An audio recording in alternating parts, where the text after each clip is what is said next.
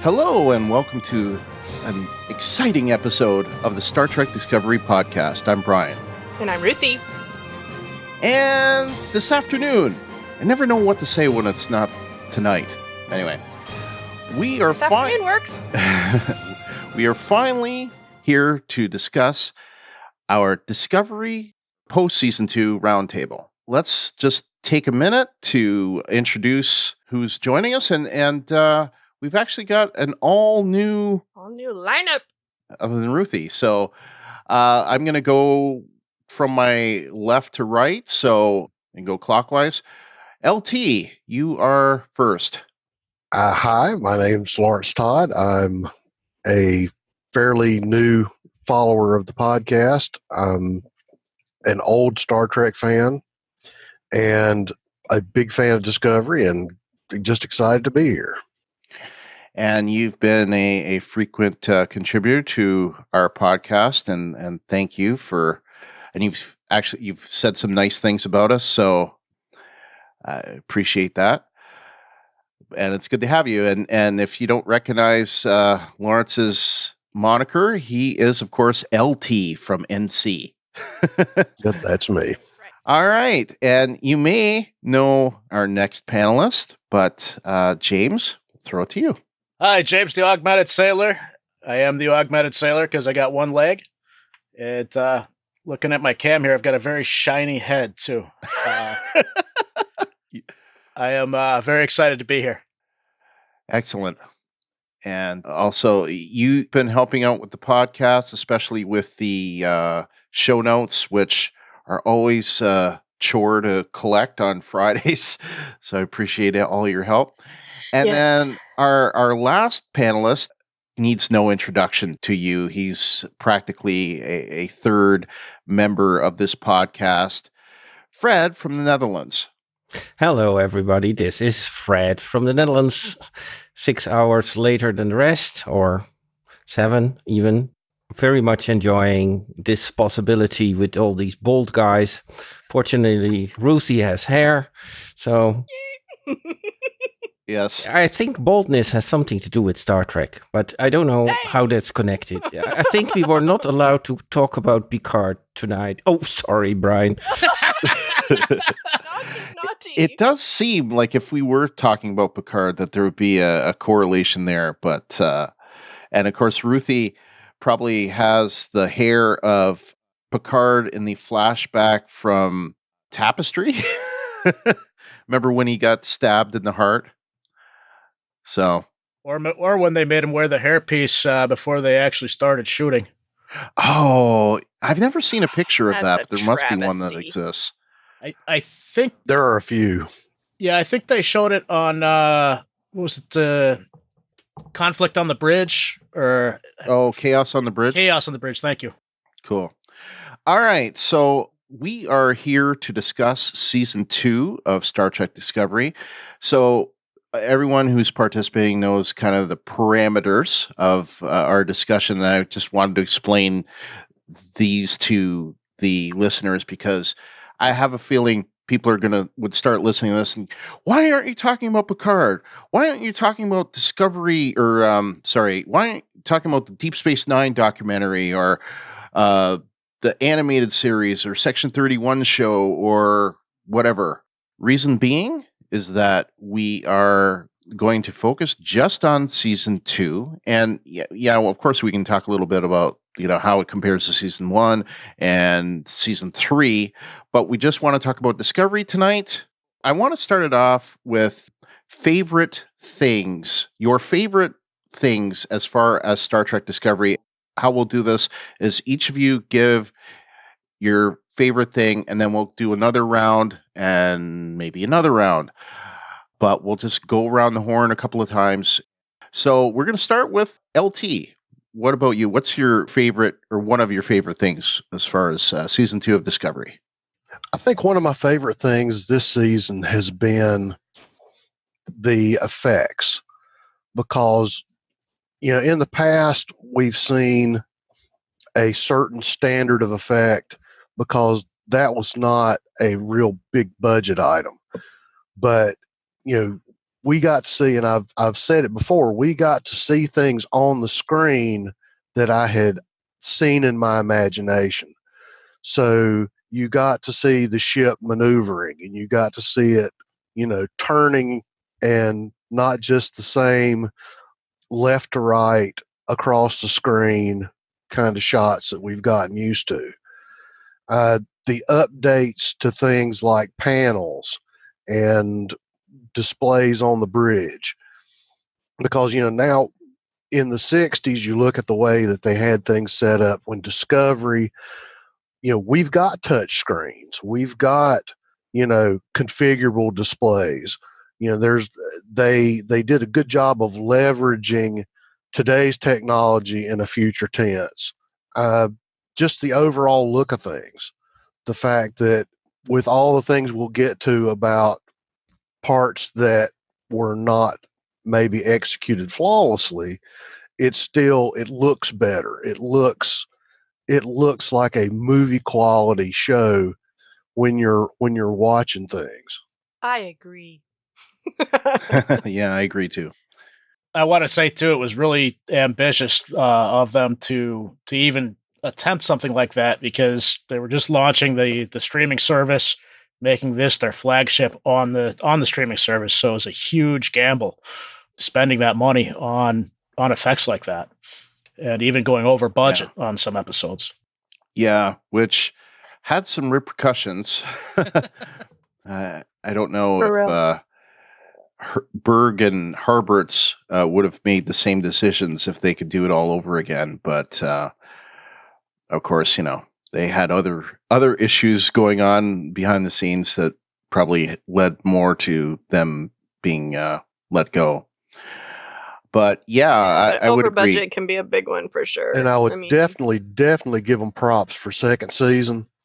Yeah. That my complaint about first season was you had that, exposition curve in the beginning, and the first few episodes were just setting everything up. Mm-hmm. But season 2 came out of the box swinging. Yeah. And you could tell that it was a little more tightly written, and it just was hitting on all cylinders, and was a much easier to get into from the very beginning. Yeah, I agree. Yeah, I especially like the in battle sequence, the final episode. Yes. No. Thing. This was a little bit too hectic for me. It was with all these pods and all these shuttlecrafts flying around, was just a little bit okay. I liked it, but in that sense, a little bit too much. I think with that though, you've got to take into consideration that they're going for realism with this. Battle isn't organized. It's not like the old British soldiers lining up and volleying rounds at each other at lines. This is chaos, and that's what they're trying to convey. So I think it did a really good job with conveying that chaos. And it, even though some things kind of got a little muddled, they visually made it beautiful. Yeah. Yeah, I agree. Yeah, especially how the season starts and ends, going down on the asteroid and all that craziness in the pods. That was incredibly striking and beautiful. And then that fight at the end, which I don't think we've ever seen anything like that in Star Trek. Like, we've seen like some of the Deep Space Nine battles with all, dozens of ships, but we've never seen like fighters and things like that. Like literally hundreds, if not thousands, of different vehicles in the scene. I thought it was amazing. Like, one shot that I remember specifically is when Burnham is leaving the Discovery, and all the little fighters that join her, and they're kind of like a school of fish going in space. Just the complexity of that shot, I thought, was amazing. All right, so we're going to go to James next. I know you probably think you know where I'm going with this to start with, but I'm going to go in a different direction. I'm going to start by saying Terra Elysium. That episode was the return to Trek 101. It really brought the series home to the rest of the franchises, and it just really made it fit as far as its storytelling abilities. Yeah, I think that was probably, at least especially at the start of the season, the first time where we really got a show that was similar to the types of things that we used to get in TOS and TNG, where they go down to a planet and they have to deal with various problems to that, but yet still fit into the general story arc, although some didn't really see where it fit in with the whole Red Angel thing until the end. But yeah, it did get problematic after a while. Yeah. All right, Fred, you're next. Okay, one topic that is very near to my heart was Kaminar Beach, and that's, of course, because I walked at the same spot as Saru and the others walked there, and so that was very nice. And well, for people on your side of the ocean, perhaps it's not that special. I know you've been there as well, Brian. Yeah, I had a first date there. Mm-hmm. Back when I lived in Toronto. I like Toronto a lot. I traveled through to Toronto and landed up on this beach because also Orphan Black was filmed there. And well, some of you know that I'm a big Orphan Black fan. So I visited actually Toronto for 9 days just to visit all these filming sites. And then when I came home later and watched Discovery, and then, well, you can imagine how I jumped on my couch like, what? That's there? I've been there. And I was there for a complete other reason. But it was also a very nice episode in which we went to Kaminar, and in combination with the one shot at the beginning. That was very nice. And the second topic for me is the outstanding, not visuals, but more the cinematography, the lighting, the composition. And of course, I use them for my... You would say that. Of course, I use them for my screenshots. But if you're looking for nice screenshots, you really notice that this series, and also season 1, has a very nice composition and lighting and cinematography. It should win Emmys for it. I don't know if it will or not, but in terms of the look of the show, I would challenge any show out there to be able to come close to it. I spent a lot of time going, this is the greatest show on TV, but I'll hold off until season 8 of Game of Thrones to say that for sure. And after Game of Thrones season 8, I can say this is the best show on TV. Game of Thrones just didn't do it for me this time. Sometimes they overdid it a little bit, because then it was a very nice symmetrical picture, but then they took these shiny floors. Yeah, and it got quadruple, and it's still very nice symmetry, but then it became a little bit too much. But sometimes they really used these shiny floors in a very nice way for the lighting and the composition. I agree. All right, Ruthie, what favorite thing would you like to highlight? Gosh, I think really just the course corrections that they made in season 2 that I really feel like helped bring it back to maybe a classic Trek that we're probably more familiar with. Yeah. Fully agree. Yeah, and sometimes it was just like a one-off line, like, Pike doesn't like the rip out those things, so we tore out all the hologram communicator, whatever thingies, so that's why you never see them on the Enterprise. Just a one-off statement like that, and it really just, I don't know, it helped me a lot, because not that I didn't like the first season, but there were things that I was not wholly a fan of. So Klingons. I appreciated. With hair and D7 battle cruisers showing up. Yeah. Yeah, Yeah. D7s that look like D7s. Yes. absolutely. Yeah, I don't know what the heck that prison ship was, but it was no D7. Oh, no. I would agree with that wholeheartedly. I would say that they even course corrected the Klingons, which we were talking about, because I gone back and I was watching. I didn't get to do a full rewatch because I made the mistake of I'm going to watch the whole thing, and I didn't get very far. But just going back and seeing the Klingons from the first couple of episodes there, they're so not the Klingons that I'm used to. And I've been doing a rewatch of Next Gen and comparing Worf to Kovma. So different. It just is not the same species. You know, Yeah. it just so different. And I understand that we have varying looks and whatnot on Earth amongst humans and so forth, but we don't look that different. I felt like that was just a huge, drastic difference. Yeah, unless you're a dog. To me, right. But I don't know the last time I've seen a dog pilot a starship. Anyway, right. So the difference between the Klingons was much larger than the difference between D7s. Yeah.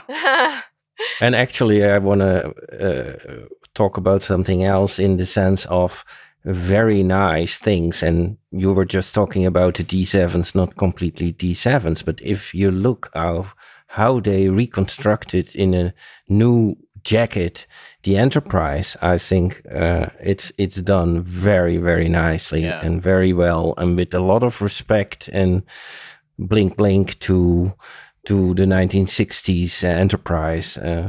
I think they did from the interior of the Enterprise and actually the exterior as well a very nice job. Yeah, and that goes right into what I was going to bring up, specifically how they married the TOS era and the Cage versus season 2 of Discovery. And I want to highlight probably my favorite thing about season 2 of Discovery and how badly I want a Pike / Spock series, if not mini series or something. Put them in the Section 31 show. I don't care. I don't care where it is. I want to see more of Pike, Spock, and Number One. And we definitely didn't see enough of Number One. But Anson Mount as Pike was so blew me away as the captain. I never thought, can you just take a moment and think about the fact that in the same year, after such a dearth of Star Trek that we went for 12 years on TV, we now have a year where we're not only getting Pike, but we are getting Picard back. Probably, arguably, 2 of the greatest captains in Star Trek history. And, I can't wait for Picard to come back. But, I had no expectations about Pike, but he blew me away right from the start. And as the season went on, he kept blowing me away.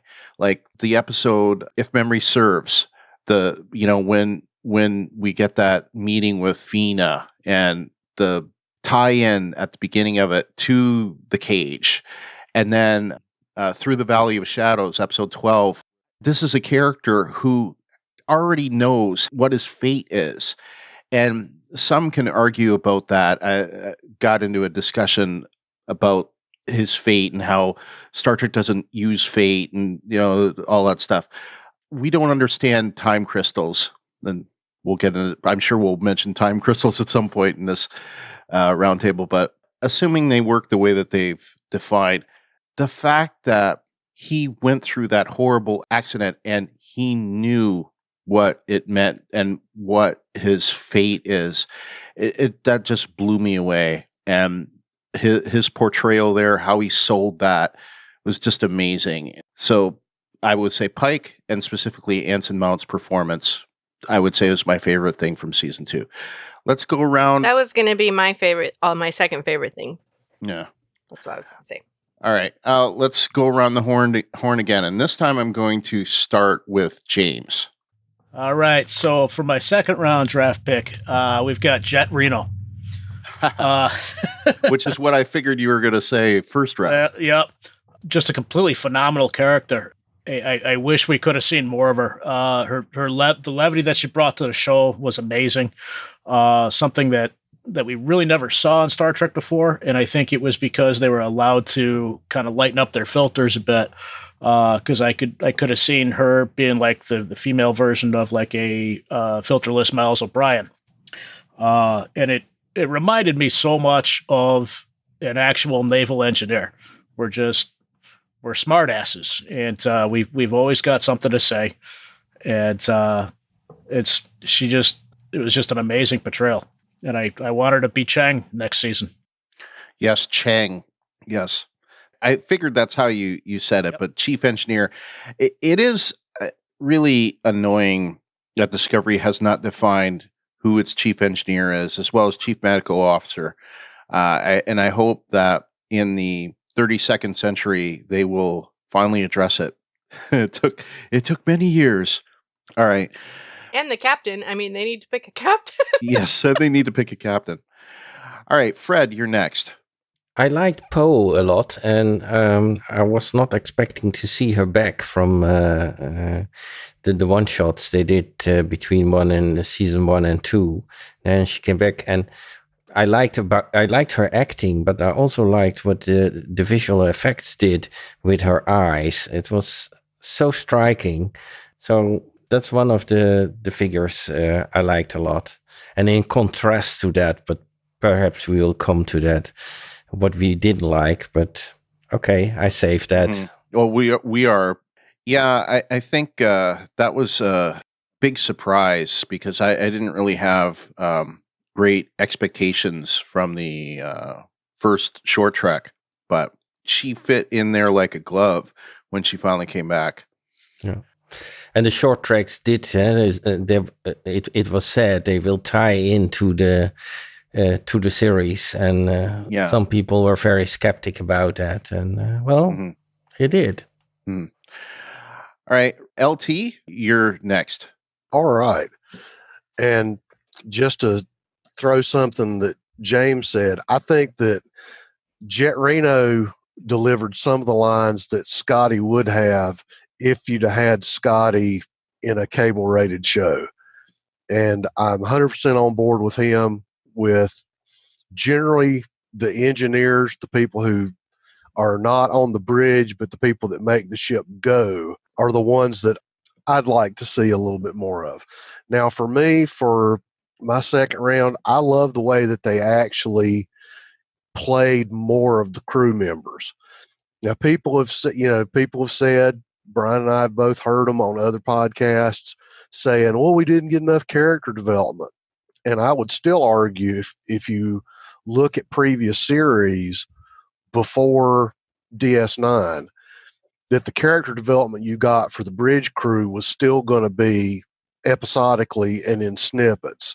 But you look at, we got to find out more about, Detmer, and we got to see more about OO, and we got to see James is a Jet Reno fan. I developed a soft spot for Commander Non, mainly because the cop on the crew is going to end up having some feelings for the security officer. That we got more development for more crew members other than just, Burnham, Tilly, Saru. Right. And you didn't get it. You're still getting it in the same way that we're used to getting it. There's bits episodically that give you a little more background. Yeah. And also, to throw in something that Fred said, I liked Linus. I liked the fact that we had a Saurian crew member, that we've got. And again, folks have said, well, they're still pretty much symmetrically bipedal aliens. But, you got to see or Linus. You got to see a Saurian, somebody who was, around and not just a cameo in the back. Right. With or without snot. With or without snot. Oh, God. Yeah. Yeah. More than just their brandy. So that was good. All right. Ruthie, what about you? Another favorite thing? Other than Captain Pike, because you did a great exposition of that, I guess I would have to say I liked the short treks, honestly, and I liked the way that they tied in to the regular season, and I kind of felt like it was a good tie-over sort of a thing. And perhaps that gives expectations for new short tracks between season 2 and 3. Right. Yeah. And which would be great. They have announced, there was a podcast that came out earlier this week where Alex Kurtzman was interviewed, and he said that there will be another 6 short treks prior to season 3 of Discovery, and 2 of them are going to be animated, and that they're not in the style of the Lower Decks Star Trek or the Nickelodeon series that's coming out. So they're going to be some experimental stuff, I think. Kind of Yellow Submarine cartoon. That's funny. Well, I'm less excited about that, but I did like this short treks from the previous set. Yeah, I would say that they did tie in, except for one thing. If I had any money, I'd be sticking jippers on a beach somewhere. I'd be sticking jippers on a beach somewhere. Yes, we didn't get Harry Mudd, and I really would have wanted. It would have been cool if he had shown up, but maybe I would think there is a very, very good chance that he will be showing up in the Section 31 series. So when that comes out, which supposedly they're going to start shooting that right after Discovery Season 3 is done, we're going to be good. Cool. My next favorite thing, and this is kind of an all-encompassing thing, but tying into TOS, I think that a lot of people have had problems with the whole Burnham is part of Spock's, basically Spock's brother. And I really liked what they did, sort of defining that relationship in season 2. I thought Ethan Peck was fantastic as Spock. When they covered Spock, like Ruthie, I know, was pretty reluctant about, when the Enterprise showed up in season 1, not knowing what that was going to be. And I think both of us would agree. I think we even said this in our last episode. Things seem to work out in the end. But Ethan Peck's performance as Spock, I think, was great. I think that whole dynamic, and how they kind of got estranged and how they were really intending on, like Spock was intending to go to the 32nd century with them. And it didn't work out because he couldn't join them and go to the stream with Burnham when it was time to go. I loved how that went. It really worked for me, and I wasn't too sure it was going to work, but in the end, I loved it. Okay, Fred, we'll do another round. So one more set of favorites, starting with you. Yeah, well, actually, I have to double that because the portrayal of Spock by Ethan Peck was so, well, actually, as the Enterprise, it was new, but it fitted, and it had respect for the TOS series. So his performance, and we had to wait for quite a while until he got into his uniform, and we got the complete feeling.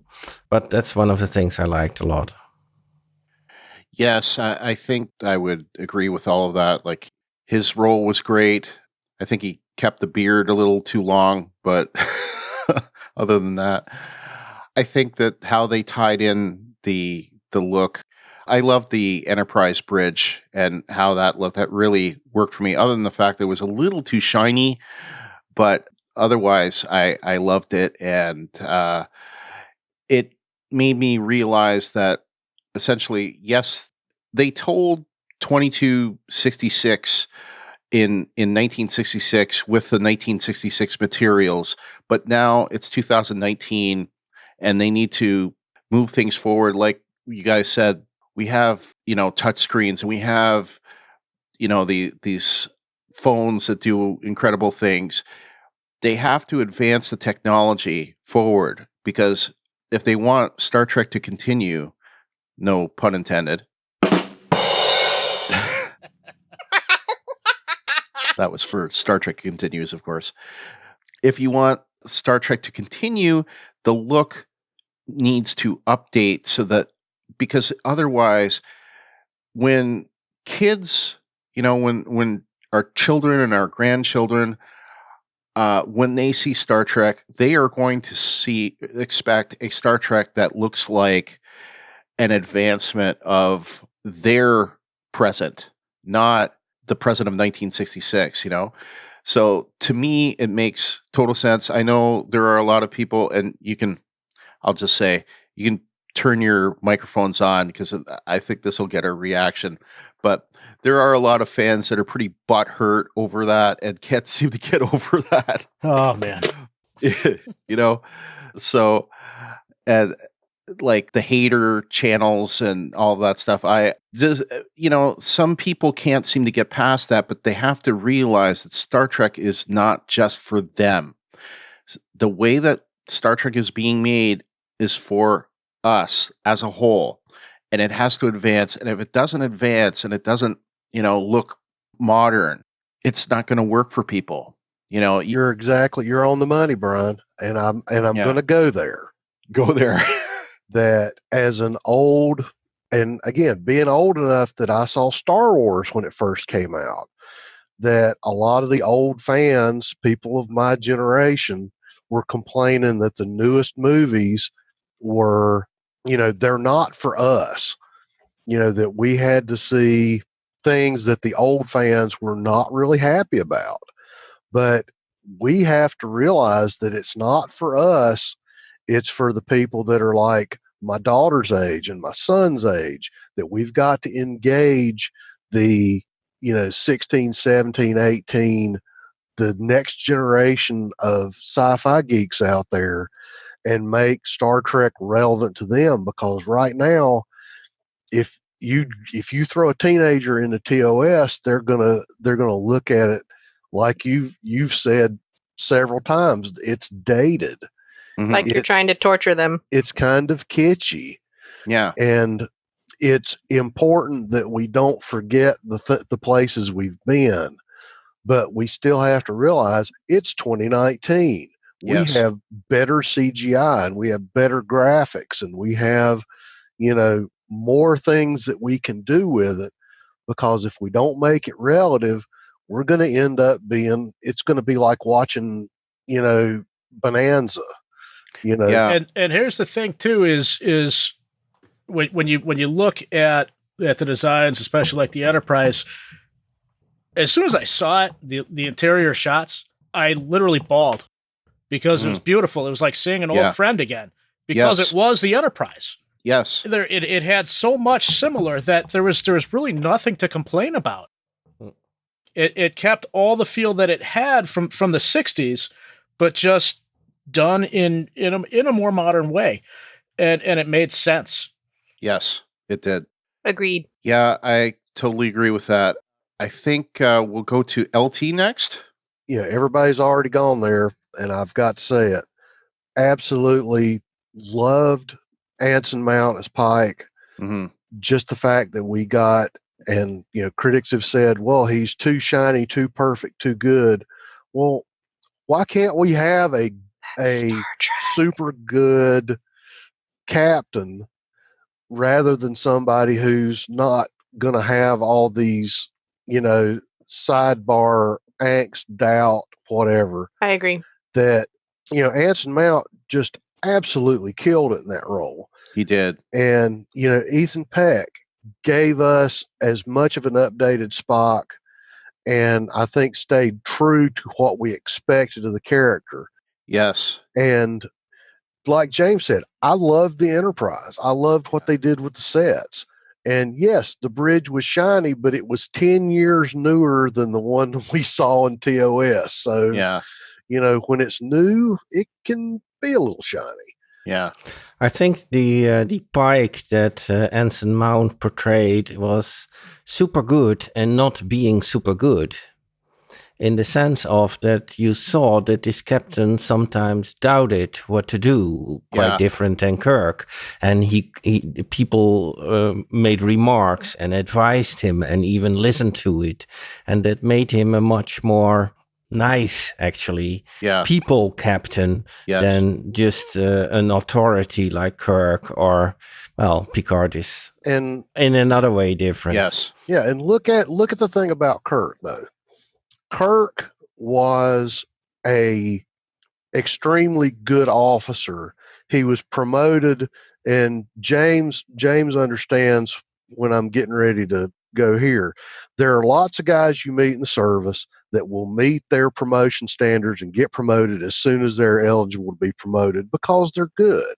Mm-hmm. I was lucky in that when I was in that boat up to a point because I was good at my job. I was in the right place. I had the billet available and I got promoted. Yeah. So Kirk was good at the academy. He was smart. He was sharp. He had a lot of good postings. He made captain. But the difference is the Kirk that we see in TOS was a fairly young captain. Yeah. Take that, for instance, with Pike, as we're seeing him in Discovery, and you're talking about that same good officer, but he's had years in the center seat. Yeah. He's seasoned. He's going to be ready to take on these challenges. He was the guy that they sent. The speech that Cornwall made about, you are our best and brightest, and that's why we kept you out of the war.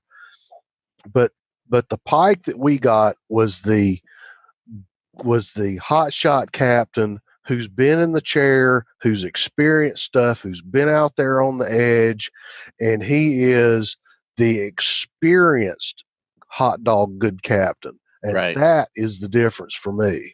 Yeah, I don't think there's anything wrong with having a shiny captain, as you say, in Star Trek, because that's what Star Trek is. Yeah. And if we all recall, Captain Lorca was actually from the Mirror Universe, so he was not shiny. And it wasn't just that we were showing a Star Trek captain who wasn't shiny. We were showing a Mirror Universe guy who was trying to act like he was a Star Trek captain. So it's kind of, to me, I find absolutely nothing wrong with having a, squeaky, shiny, whatever captain, because that's what Star Trek is to me. I'm sorry, but to me, it is shiny and optimistic and a better future, blah, blah, blah, larf, whatever. Yeah, it is supposed to be a better future. We are supposed to be a better humanity than versus now. And I agree. I think that Pike was the captain that we needed, especially after Lorca. Agreed. Yeah, I wanted. We now talk about all these captains, but one of the things I suddenly realized I also liked about this Star Trek, that it is the first Star Trek that is not all about the captain, because Michael Burnham being second in command or not being in command is actually the main figure here in this series, and that is what none other Star Trek ever showed before, and that makes this whole Pike story a little bit more difficult for me, because it took actually quite some attention away from Burnham, and I was still doubting if I liked it or not. So it became, instead of a Burnham story, it became the Pike and Burnham story. And that's okay, but I'm not sure yet about it. Well, I think in the end, it was a Burnham story, but I think again, yeah, it became again. I agree to a certain extent. I think that it was needed, though. I think the flavor of Star Trek that we got with Discovery, a lot of people, I mentioned butthurt, but I would say a lot of people were not really happy with the direction of season 1 of Discovery. That said, some people were very happy with it, and some people got butthurt that it kind of did a turn a little bit and went, toward shiny Star Trek. And those people, and I would say mostly those are new fans or people that weren't big fans of Star Trek prior to Discovery, they kind of missed that gritty edge. But I think that those fans are very much a minority of people. I think those fans were done a disservice, honestly, because they were shown a Star Trek that wasn't really a Star Trek in season 1, unfortunately. And I'm sorry if they don't like season 2 because of it. Yeah. Sorry, not sorry. All right, James, I don't think you've given your third round yet. So mine is going to be basically the end of this season, the passing of the torch from Enterprise to Discovery. That's basically what it was. It was the season 2. They concentrated on bringing things back to Trek. Kurtzman said, "You know what? We need to reel this in, get it back over to where it needs to be. We need to pay fan service. We need to do what we got to do. Get people on board." And now they're done. Yeah. You saw your Enterprise. You saw Pike. And people were all upset Pike's not coming back. We knew Pike wasn't coming back to start with. It was this is Discovery. This is not the Pike show. Do we want a Pike show? Yes, and we do now. Yeah. But they weren't looking for that, or weren't expecting that type of reaction that they got. But the send off that they got was absolutely perfect. It was hey from the 23rd century. Now let's get into the future and get this show on the road. And this is like the first 2 seasons of feeling the show out. Yeah. And now they're going to get down to it. And that's how Star Trek has always been. TNG was almost awful the first couple seasons for some episodes, so yes. And people did the same thing and they complained about it. And so, yeah, so there's got to be some butt hurt. People like season 1, don't like season 2. People didn't like season 1, like season 2. Season 3, I think, is just going to be that much better because it's finding its ground. It's leaving the past behind. It's got its nod from the original people, and now we're looking forward. Yeah. All right, Ruthie, what other favorite thing would you like to mention? I think I'm going to have to agree with James also and say Jet Reno. She really was delightfully spectacular about how she fixed that with duct tape too. Yes.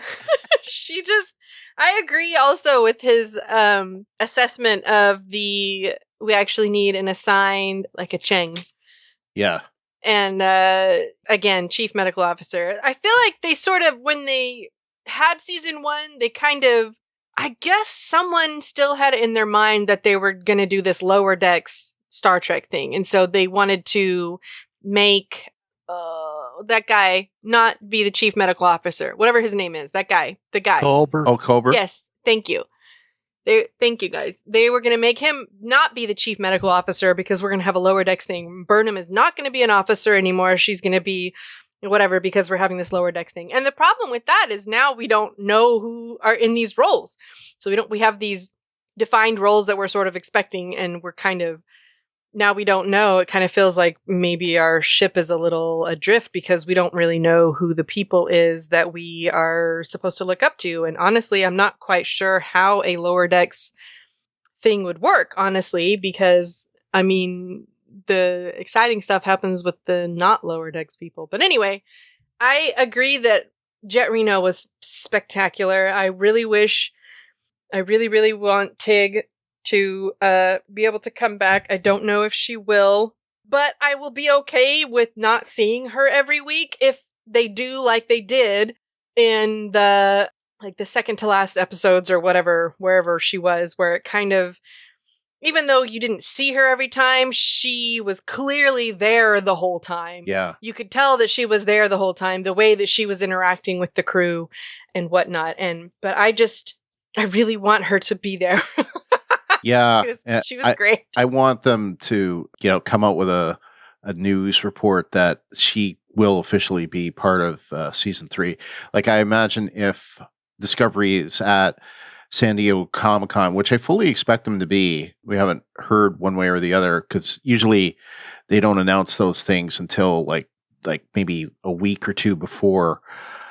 But assuming that Discovery and for that matter Picard are at San Diego Comic-Con, I expect them then to announce that yes, Tig Notaro is a full cast member, and I want to see that. And like we've said, I would like to see those roles fully addressed in episode 1 of season 3, and like just starting with the captain. Yeah, start with the captain. I think they'll have to make Saru the captain, but I've heard people say that maybe Burnham should be the captain because it's all about her. And for that matter, like Cisco became captain of Deep Space Nine, the last episode of season 3, I think, is when he finally became captain. So he just got promoted. I mean, he was already in charge. He always was. Right. Yeah, that was more, officer. and that's almost like a naval thing too. Whereas smaller ships like destroyers, we have RCOs, our commanders. Yeah. And he just took a promotion and kept the same battle station as all. I was gonna say that was just more of like he just got promoted, not. It's also worth saying too, we've waxed poetic about Pike and we've waxed poetic about Picard. Cisco was a damn fine captain too. He really was. Yeah. Honestly, I cannot pick a favorite captain. When I'm watching a show, that's my favorite captain. If I'm watching TNG, Picard is my favorite captain. When I'm watching Deep Space Nine, Cisco is my favorite captain. When I'm watching Voyager, Janeway is my favorite captain. I think that's just how spectacular they all were in their own particular roles, honestly. And when we watched Discovery, our favorite captain is Pike, not Lorca. Oh, I was going to say Lorca. What's going on? Our favorite captain is not a captain. It's Burnham. Burnham, yeah. Well, I mean, Lorca was great, but I wouldn't say he was my favorite captain. I mean, he was definitely an outrageous character, to be sure, but finding out that he was from the Mirror Universe kind of made me feel like, oh, thank goodness. I'm not going crazy. Yeah. All right.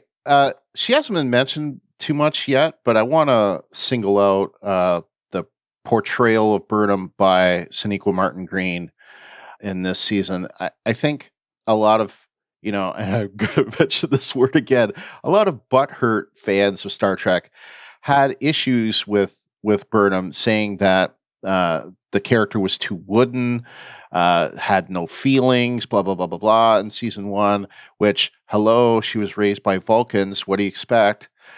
I think that by the end of the season, the same fans that have complained about Burnham being, unemotional and all that, are now complaining that she's too emotional, that she's crying all the time, which I find funny. But anyway, I'm one of them, by the way. Yes, I know.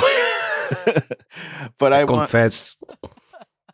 want to single out her portrayal as Burnham in this season and in general, but she is such an amazing actress. When she was announced, to be the lead of this show, I'd been, of course, watching her on The Walking Dead, and covering her for many seasons, as did Ruthie. And she was amazing then, but they didn't use her enough in The Walking Dead. But we saw glimpses of, what kind of actress she was then. But she's knocked it out of the park. And I think of what we saw of the progression of Burnham in season 2, I just think that they've done so much to improve her character and take away those like wooden things that people criticized. And to an extent, I understand their point, but I would say that, she is a logical, very talented, very brilliant officer who also shows compassion and feeling. And she is so amazing in the role. They absolutely picked the right person for that role. And we should be so thankful that she is not just so good in the role, but she's so good as the leader of the show. You know, everything we've heard about her and how she leads the cast, leads the crew. I think she learned a lot from Andrew Lincoln on The Walking Dead, because many of the same things have been said about him over the years. And, well, we won't say much more about the fact that he's not there anymore. But anyway, so I'll just say, though, that I really loved Burnham this season. I think her arc, too, is almost a natural progression. Yeah. You're going from someone that was raised on Vulcan where she was taught to keep her emotions in check. Yeah. And she did so season 1, but now she's exposed to Starfleet and emotional people. And so now she's embracing those emotions and might even be embracing them, maybe as Fred would say, a little too much. So she's almost kind of, and again, this is like a normal evolution from season 1 to 2. She's going to start reeling in the best aspects of her own psyche together and have that culminate in season 3. Well, I would argue that she's been through a lot. That as well. Yeah. I mean, if you think about it, this is an officer who had been led to believe for 20 years that her mother and father had died at the hands of Klingons, and then finding out that A, they were there because of Section 31, and B, she didn't die, that she's just been trapped in the future, so to speak. And I think that she went through a lot, and for that matter, you know, dealing with Spock this season as well is a lot for her to go through in this season. And I think she got through it, and she is a stronger character, but the portrayal was amazing, you know? Yeah, I fully agree. Sonequa Martin Green did a marvelous job. And I fully agree with what you are saying, James. Shift from being forced to be logical on Vulcan and now being immersed by the whole human thing, actually, and giving much more of your expression. It's actually my criticism of Burnham, having tears, being emotional, etc. It's not towards Sonequa, but actually to the writers.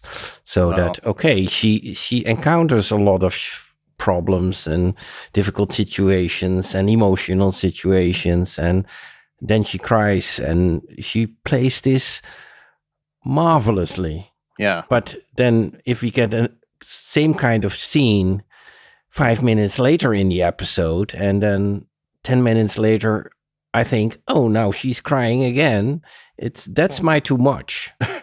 The portrayal is perfect. The situations are perfect. They're just too many.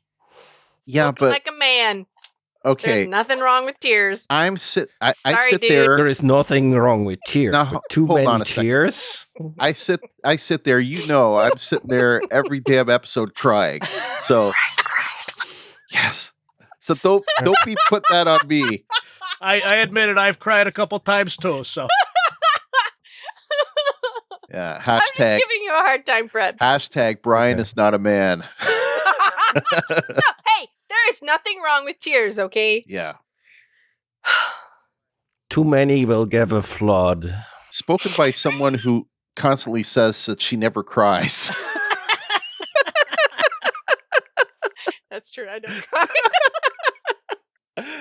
Oh. Brian's all, I cried when I watched this episode, and I'm like, dude, I'm gonna need your man card. I think you maybe took my man card. I'm just kidding. My wife does the same thing to me. She's like, you cried at Star Trek? Yeah. Hey, but I'm a Star Trek fan. I just don't cry. I don't know. I'm just not a huge crier. But I reserve the right as a woman to use tears as an expression. Yeah. Just don't cry if you're a man. Well, I got in trouble because my wife was going, they shot the dog in John Wick and you didn't cry, but they wrecked the Mustang and you cried. And I said, but honey, it was a 69 Mach 1. That's funny. That's amazing. All right. So we're going to now pivot and talk about the things that we didn't like, the things that weren't our favorite about season 2. We are doing another round, we'll do it the same way and start with the same person that we did on the first time. So LT, we'll go with you. What first thing would you like to highlight that didn't work for you in Discovery Season 2? One of my complaints is kin to the cinematography. It's the whole thing of lens flares. I knew someone would say lens flares. I had to go there. Yeah. And thank you. I took 2,500 screenshots. Could you imagine how many screenshots I could have taken if these damn lens flares were not there? Well, and it was something that Ruthie said. It's like, don't point it out to me, because once I see it, I can't unsee it. Yeah. And there's been a couple of things where it's like, oh man, because I have that detail. And if I know something's there and I see it, then I'll always see it. Yeah. But they talked about the way the lighting was done, in TOS, that they used the light bar across the eyes or subtle differences. But then it's like lens flare. Now, I can deal with the brown, I can deal with the orange, I can deal with mood lighting, but I mean, come on, guys. Yeah. No more lens flares. And I won't knock the spin shots, because I know that's coming. But I like the whole crawl. I like the spin shot. I can live with that. But just the sudden burst of light that scooches across the screen, no. Just shoot it clean. Yeah, agree. And I think well, I might have to save that one. Go ahead. I mean, I understand that with all the change ups in the writer's room and they're trying to shift things, that there was some discontinuity in the way they were handling, a few things from 1 to 2. And as we've already established, with the degree of butthurtitude out there about how did we get this is supposed to be before TOS time frame, and they've got this item, and how is this canon?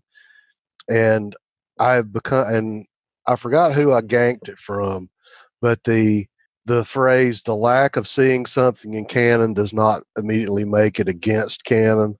Right.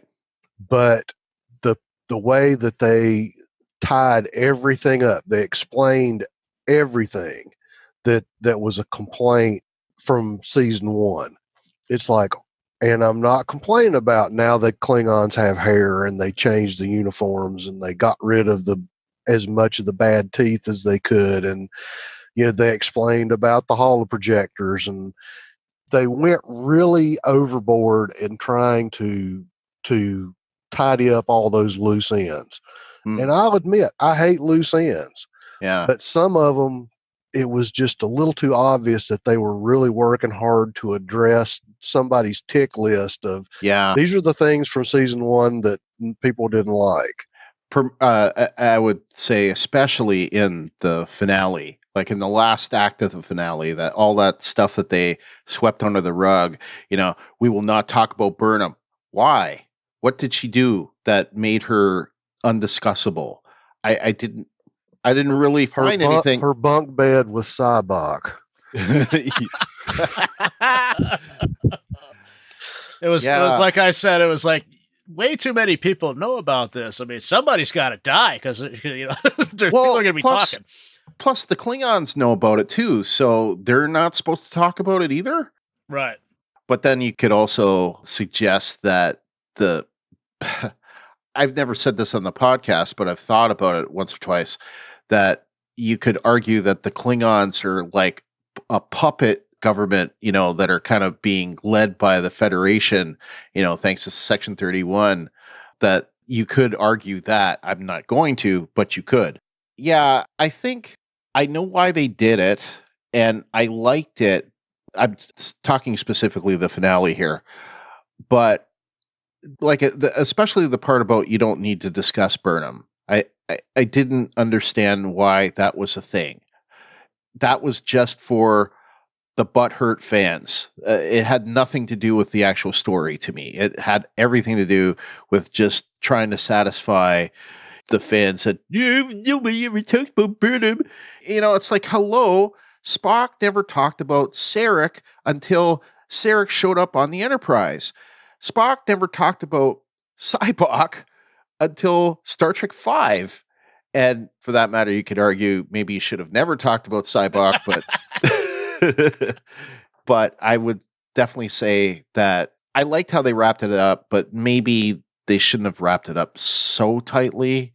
And we also have this like dangling Chad about Giorgio. And okay, so she's on Discovery, but we also know that she's supposed to be in the Section 31 show.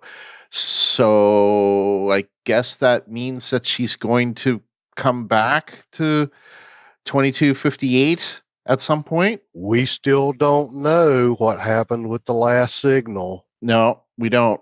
For all we know, there could be a life pod out there with Empress Giorgio. Very true. What did happen with the last signal?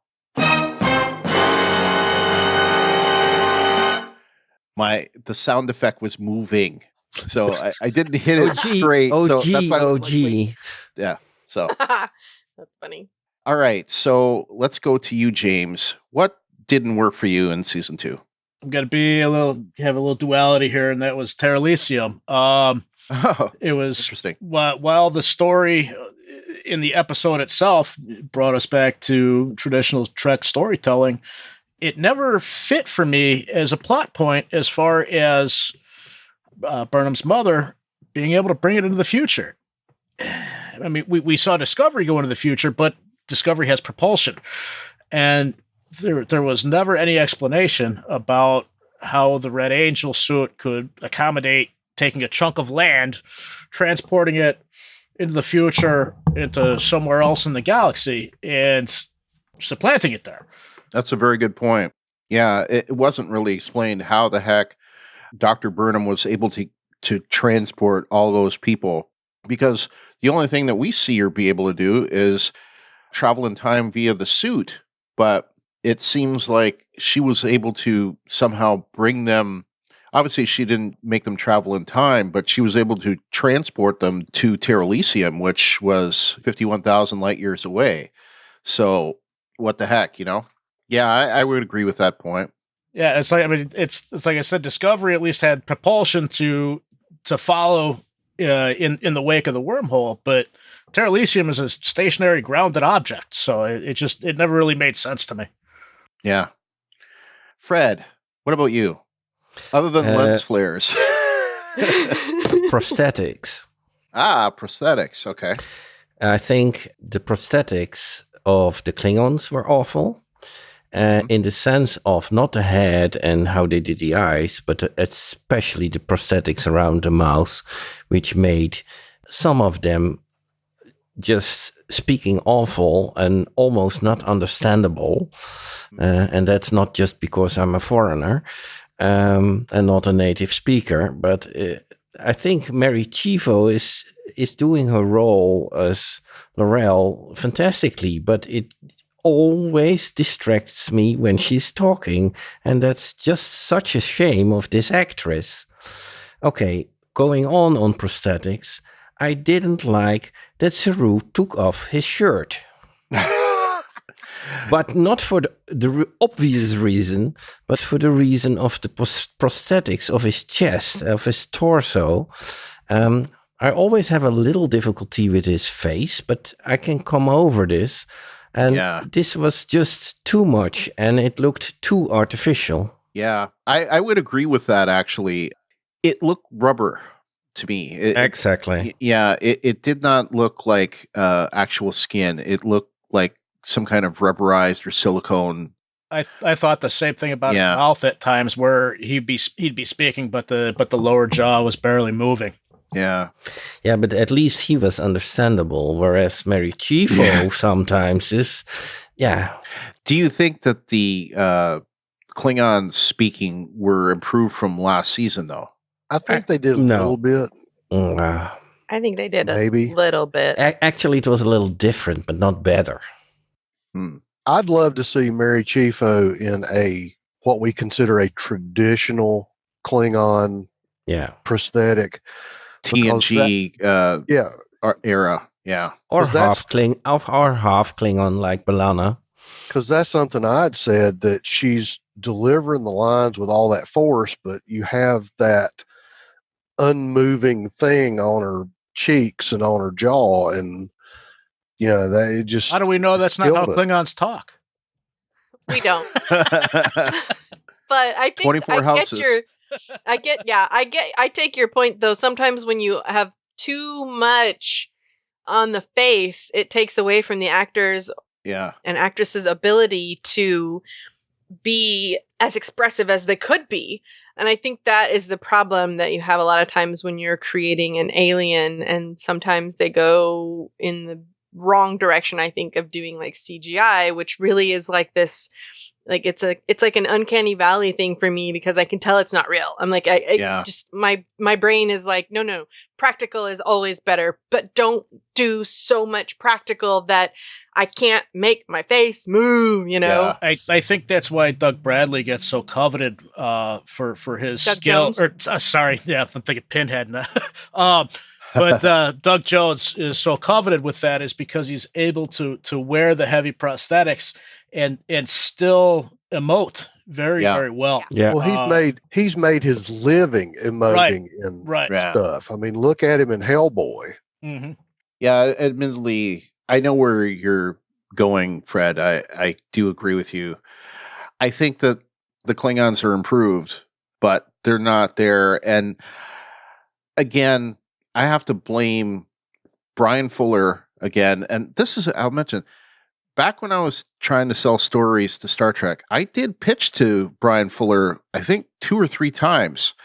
So I have interacted with this man before, but I just, there's this pattern with him where he starts a show and then leaves a show that I really want to know what is going on with that. Like, the point that I was going to make is that he designed a Star Trek that maybe he was trying to reimagine Star Trek and change a lot of what we said Star Trek used to be and update it.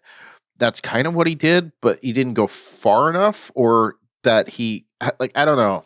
I think trying to be Star Trek of old while trying to look new caused a lot of problems. I think they've course corrected a lot of what was said. Okay, Ruthie, what about you? What didn't work for you in season 2? There was not a lot that didn't work for me in season 2, but I have to agree with, oh gosh, was it LT or James? Whoever said Terra Elysium. James. James. James. Okay, I thought it was James, but I was like, oh, maybe it was LT.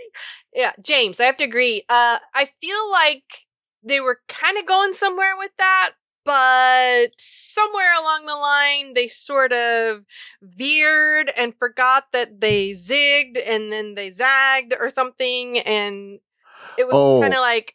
Yeah, and they almost tried to revisit it at some point, but then dropped it again. But they were like, well, I don't really know how we can wrap that up, so we're just going to kind of brush it under the rug. Yeah. Because, I mean, really, how did that tie in at all? Why were those people there? Why was that necessary? I mean, was that signal even necessary at all? I mean, they were just like, at the very beginning, they're like, okay, we're going to have all these signals, and they're going to go to these different places, and it's going to be important, and blah, blah, blah. And everything was important except for that. Well, they did save them. The asteroids. Oh, great. Yeah. It just didn't fit in the overall arc. Yeah. Yeah. Agreed. It was a great story, but then it just... Yeah.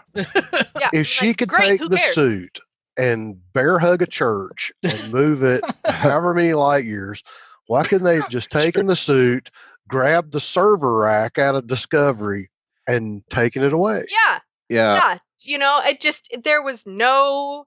it kind of felt like they started out with the whole...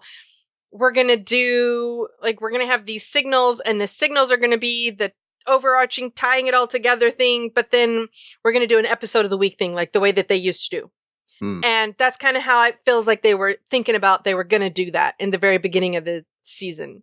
but then they decided we're gonna double down on this whole suit idea, whatever, Red Angel thing. Yeah. And I'm wondering if that had to do with the replacement of the showrunners too. Yeah. Yeah, exactly. And it kind of, I mean, but at that point in time, like, what do? You can't just air that episode. Right. We've all seen it. And it was a fantastic episode. Yes. Right, it was great, but Right. Well, all of my points about the things that didn't work are going to fit under this subtopic. And that is coming from that same podcast that I mentioned. There'll be a link to it, and there already is a link to it on the in the Facebook group. But it was an interview done on Deadline Crew Call. It was a podcast where they interviewed Alex Kurtzman. And one thing he said that I took note of was that when they came up with the story for season 2, they knew where they wanted it to start and they knew where they wanted it to end, but they didn't have all of the middle worked out.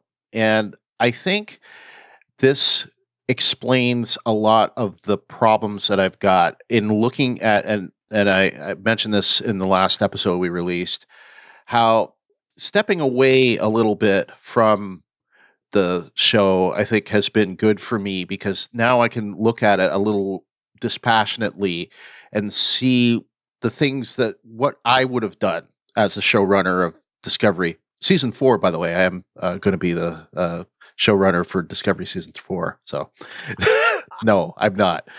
But the things that I would have done, and specifically, I think while I really loved the episode itself of Project Daedalus, I really had a problem with how they killed off Arium. And it was a huge misstep, and it fits right into the fact that they didn't know what they were doing at the in between. What they should have done was they should have had these little snippets of Arium going in, from episodes 1 to 8 and build up that character so that when she gets killed off in episode 9, we're just devastated. And a lot of people were devastated, and I was somewhat devastated. But to me, it really reeked of, we have no idea what we're doing here. We need to kill off a character. Oh, who are we going to kill off? Let's kill off Arium. Well, we should maybe include a couple scenes. Oh, we can't afford it. Oh, well. So they didn't do that. And I think that the portrayal was fantastic, and it was an amazing job done, and it was a really well-written episode. But where it fails is the fact that they just kill off a character that up until that point, we really knew almost nothing about. We didn't even know that she was a human, that she was augmented human. She could have been an android, or for that matter, an artificial life form. We had no idea what she was. And to finally find out that she was human, that she was in this, terrible accident, that she lost her husband, that, she had to go through her memories each week and stuff like that. All of that stuff should have been defined and told to us in the first 8 episodes of season 2, and it wasn't. And I thought that was a huge opportunity that was missed with season 2. So I fully agree on this. Although you said we were devastated by her death, could you imagine how much we were devastated if we knew her? Yeah, an order of magnitude more if we had known more about her prior to that episode. Just a huge opportunity missed. And I went back and when I was looking at season 1, and I think she actually got more snippets of screen time in several episodes through the first season. I think you're right. Yeah. Because you saw her on the bridge, you saw Lorca talking to her, you saw her doing things. And then we ended up with the episode you're talking about. Mm-hmm. Mm-hmm. It almost kind of followed suit with Yar from TNG, where you just never really got to see her or really get to know her. I mean, you got her a little more, but she was so they never really delved deep into her character very much. Yeah, and they just killed her. Mm. And then everybody wanted her back. I mean, honestly, when Tasha Yar died, I was kind of like, so what? Yeah. Sad but true. That I episode didn't was really- terrible too. But And the Yeah. episode that she ever really got much on screen was one of the worst episodes of Star Trek, Code of Honor. And I'll put a link to this in the show notes. There is on YouTube a recording of this old commercial from Columbia House when they released the VHS of Star Trek. And there's this one guy, it's an actor because there's no human on the planet Earth that could say this. My favorite episode? Code of Honor. Nobody would ever say that. Anyway. All right, so let's go around the horn again, and this time we will start with James. What other thing was not your favorite about season 2? eye needles. Ouch. Ah, I have a huge phobia of needles. is there anyone out there that likes an eye needle? For me, it's the most god awful thing because I'm hugely needle phobic. I'm so needle phobic that when I was in the hospital having my leg amputated, when I woke up from surgery, I made them pull my IV out because I have such a phobia of these things. And I told them, I was like, I'd rather have my leg cut off than have an IV. So having a needle in the eye is that's god awful. And it was like, my man. yeah, and they Yeah, Have you you have had you mentioned that actually too, seen- didn't you? what's that? During the season. LT had mentioned the eye needles during the season, I remember. Yeah. Have you seen my screenshot of it? Oh, Because I just I got the can't look at it. screenshot where the blood splashes out, Oh, that's and terrible. I have. Yeah, I remember that one. It took me a while to get exactly that shot. You nailed it, but oh my God. Speaking of nailing, Yeah, I don't think did anybody ever see the sign I posted, the warning eye needles? yes, I remember. Oh my god. Yeah. That was the thing, man. It's like, what's up with all the eye poking? Yeah, and it's like they can't couldn't believe even he just do it survived that. once. And they did it last season too, if you think about it, like with Lorca's eye thing. Every Oh. single time. Oh man. Man. I cannot believe that he survived that too. Honestly, I'm like, how is that guy still alive? What? Now? Okay. Yeah, So yeah. this- and needles to his This all proves that eye needles in a series are effective. If you see how we react to it, okay. At making me queasy. Yes. All right, before James throws up, let's move on. Yes. Let's move on. All right. Fred, what would you like to highlight of your least favorite things of season 2? My least favorite thing of season 2 that season 1 was ahead of it. Oh, okay. Because this was Star Trek, and I had so many problems with the first season. Okay, being in the first season, we were all happy that there was Star Trek on TV again after 12 years, and of course it was good. But if you see where the story goes now, it's actually a little bit of pity that season 1 was not in the same atmosphere, in the same sense. So actually, it started with season 2, and of course, a lot of the story in season 2 is tied in this season 1 that didn't function so well for me. Yeah. That it always keeps this, behind itself. Let's imagine that we have later on 6 or 7 seasons of this kind of discovery. Yeah. Then you still have this season 1, Yeah. which is so different. It's worth noting that I recently went back and watched the first 2 episodes of season 1, and it doesn't feel like the same show at all. And it's supposed to be of the same, Star Trek and the same Starfleet, and it doesn't feel the same. It's just so not personable. Like there's that one scene where they have the Giorgio highlights in the log about how the first officer and the science officer are agreeing. Is sarcasm necessary? No, but I like it. It's just a hollow moment there. And Yeah, I would agree that, well, it's like they say, though, that when a show is created, there's a lot that goes into it, like before the first scene is shot. And, you have all these things defined, the look, the feel, the uniforms, all of that.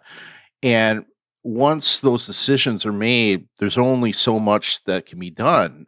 And of course, the showrunners changed in season 1, much like they did in season 2 for that matter, but they were kind of like stuck in what they could do with season 1 based on how it started. And but yeah, in general I would agree with you on that. Yeah, and that made it, very difficult. On the other hand, we all expected more or less, also knowing that the showrunners would be other people, especially Kurtzman, and we know about Kurtzman, what he did before. So actually, I was quite afraid going from my visual looks of season 1, so the lighting, the cinematography, which was very nice in season 1.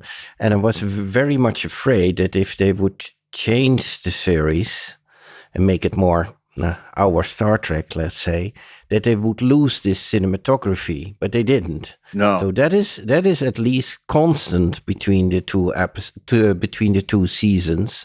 And I would say that I would say they even took it to the next level in season 2 and made it that much more. Yeah, they got visually. shiny floors now. Yeah. Well, I mean, look at the work that you did, just going through all the screen captures and that just it shows you that I would say that the show compelled you enough to do that. Tells you it was not difficult to find beautiful things. No, but the fact that you would want to do that, I think it just tells you how impressive the show is visually. And yes, yeah, but yeah, I would agree that if this had been the season 1 of the show, and to this I tell people that haven't watched it yet, I tell them now, I say, look, if you have problems with season 1, just remember how season 1 of TNG was. And you need to just give it a chance. And because by the time you get to season 2, it's absolutely amazing. And that's my take home for everybody, is just give it a shot and go through. And if you absolutely can't stand it, then go and watch season 2 and can go back to season 1 after, although I don't agree that's a good strategy. But if it's I do that or I quit the show entirely, then that's my advice. But otherwise, I say watch it in order. Ruthie, what about you? What didn't work for you? I think I'm looking back at my previous notes at any of my no's and hold your horses and stuff. And honestly, I don't think I ever had this written down, but I kind of Control kind of being a little bit too T-1000. Yeah. Like, okay, great, you've got these nano whatever technology stuff, but again, I think this goes back to your we don't really know how the middle is going to work out thing. Yeah. Because it kind of like, that's not really, I mean...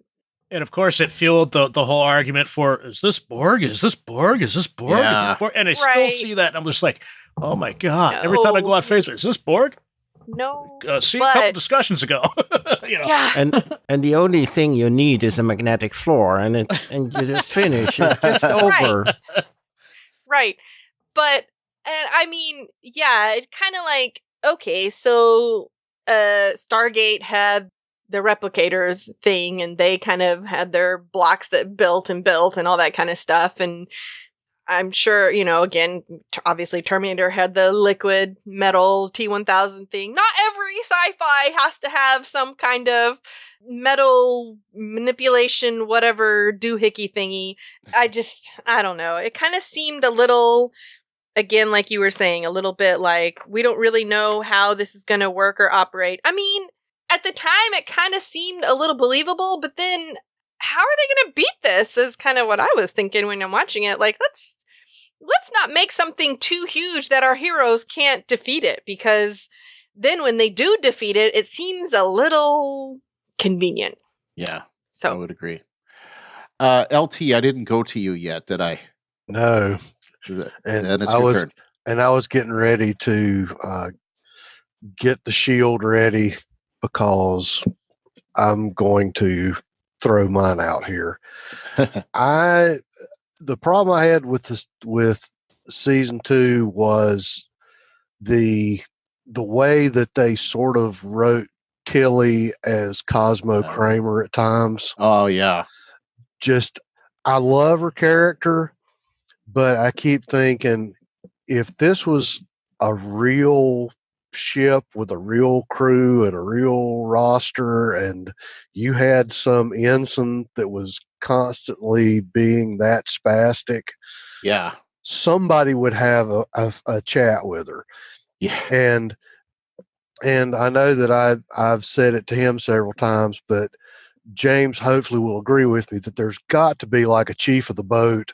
There's got to be some old grizzled Starfleet NCO out there. For me, there was some old Starfleet first sergeant or sergeant major that would go, Lieutenant, you and I need to go have a talk. Let's go get a cup of coffee. Because I think for Tilly, that person is Saru, because Saru is constantly catching her and saying, "Hey, let's get things in line here." And I don't know, Brian, we had a discussion about this where she's ADHD, man, and it's another way of thinking to me, and I don't know, I never minded Tilly's quirkiness on it. It's just she thinks in a different way. Well, I mean, being ADD-ish myself, I mean, it's still, you kind of have to rein that in a little bit. Yeah, and I mean, absolutely. But like I said, dig the way they handled the character, as far as, I like the fact she thinks out of the box. I like the fact she has these ideas, but there's just times where she's just, it's too much. It was a little bit over the top. Yeah. I 100% agree. You just take Wesley Crusher, you put on top of that a little bit of too much energy, and you get Tilly. It seemed like... I always liked Wesley. Yeah. Well, shut up, Wesley. He was shut up, Ruthie. Well, Wesley was asking I will hang you all up. questions to Picard and saying things he shouldn't say, and just enlarge that, and you get Tilly. Well, at least the difference is Tilly had been to the academy, so it's not like Wesley, where it's the... That's true. I'm 14 years old and I know everything. I think Ruthie wants to say something, and that is... Shut up! Anyway, drop all of you like a bad habit. That's what she always used when I got over 4 minutes. Yeah, you put it in. Yeah, No. Yes, you did. You can clearly hear it was that her it's every her. time. Yeah, you can hear it. When I say shut up, it sounds quite different. Shut up! Anyway, okay, so my turn now, and I would say, was it you, James, that mentioned the control stuff, or was it Ruthie? Ruthie did. The whole thing about control and the Section 31 thing, to me, it really did seem made up by the seat of the pants, and I think that there's a fundamental lack of understanding of what it means to have a rogue AI. Like, for example, why did they need to possess what's his face, Leland? That to me was something that they didn't have to do, and it just felt strange. And I don't think that was a good way to portray this AI gone rogue. I think that the way that it was done, the fact that they had an AI that went rogue and could, go around and kill the admirals and all of that, and kill everyone in that headquarters.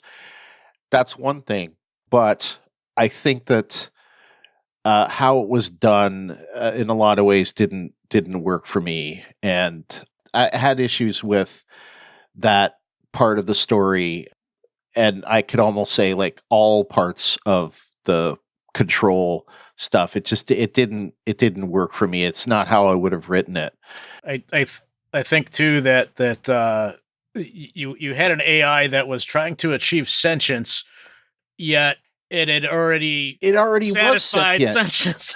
Yeah, that was the thing I didn't understand either. Like, it got 54% of the thing, and how does that sphere data work? They never explained that.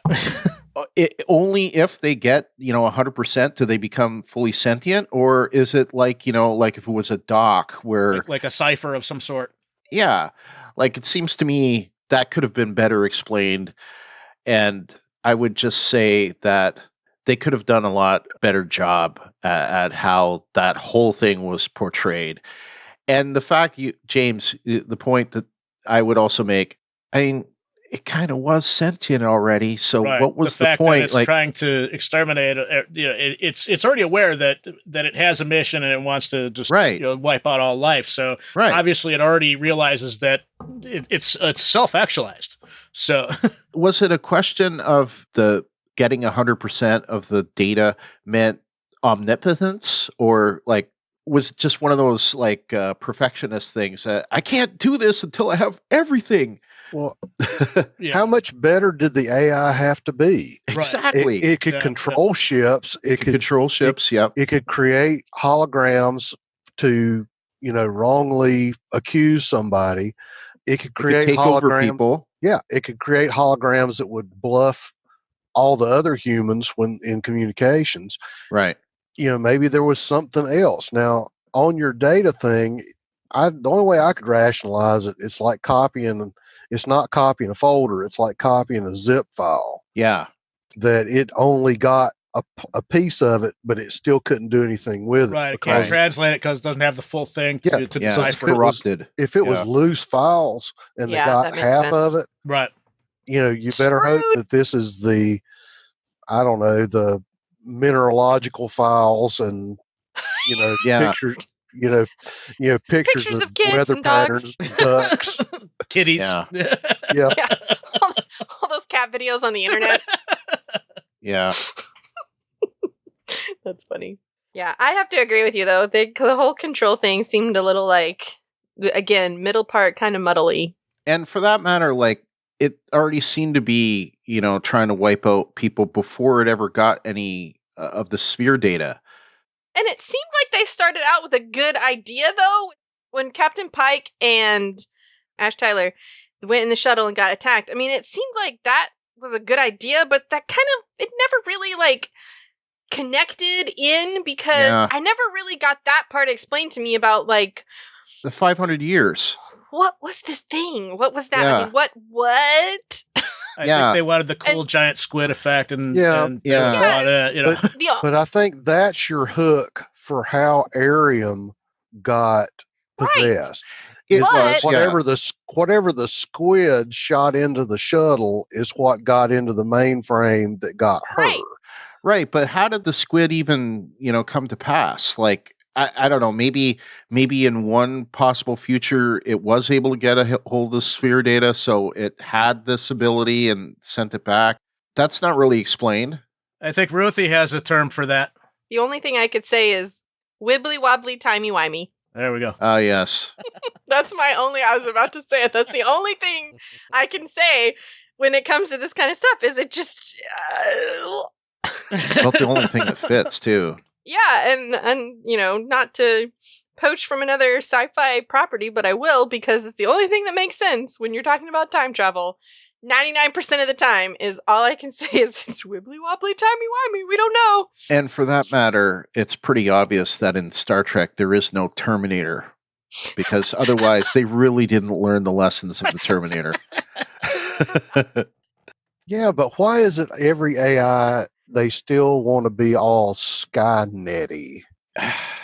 Yeah, I don't understand that either. I would refer back to Person of Interest because there are AIs out there that are not dead set on destroying the world, but And for that matter, where is the 3 laws of robotics or whatever it's called by Asimov? Like, that's what it is. Yeah. I guess that don't harm humans wasn't really programmed into it. Well, they just obviously do not have that many sci-fi stuff in the Star Trek universe, which is really sad. Yeah. And again, that's where Control was already sentient because it's no longer bound by human law. It's like how in the Walking Dead universe they never had Night of the Living Dead. Yeah, exactly. So they didn't really know to call them zombies. Yeah. All right. Next is Fred. So what negative thing or least favorite thing would you like to highlight? Not enough. Number 1.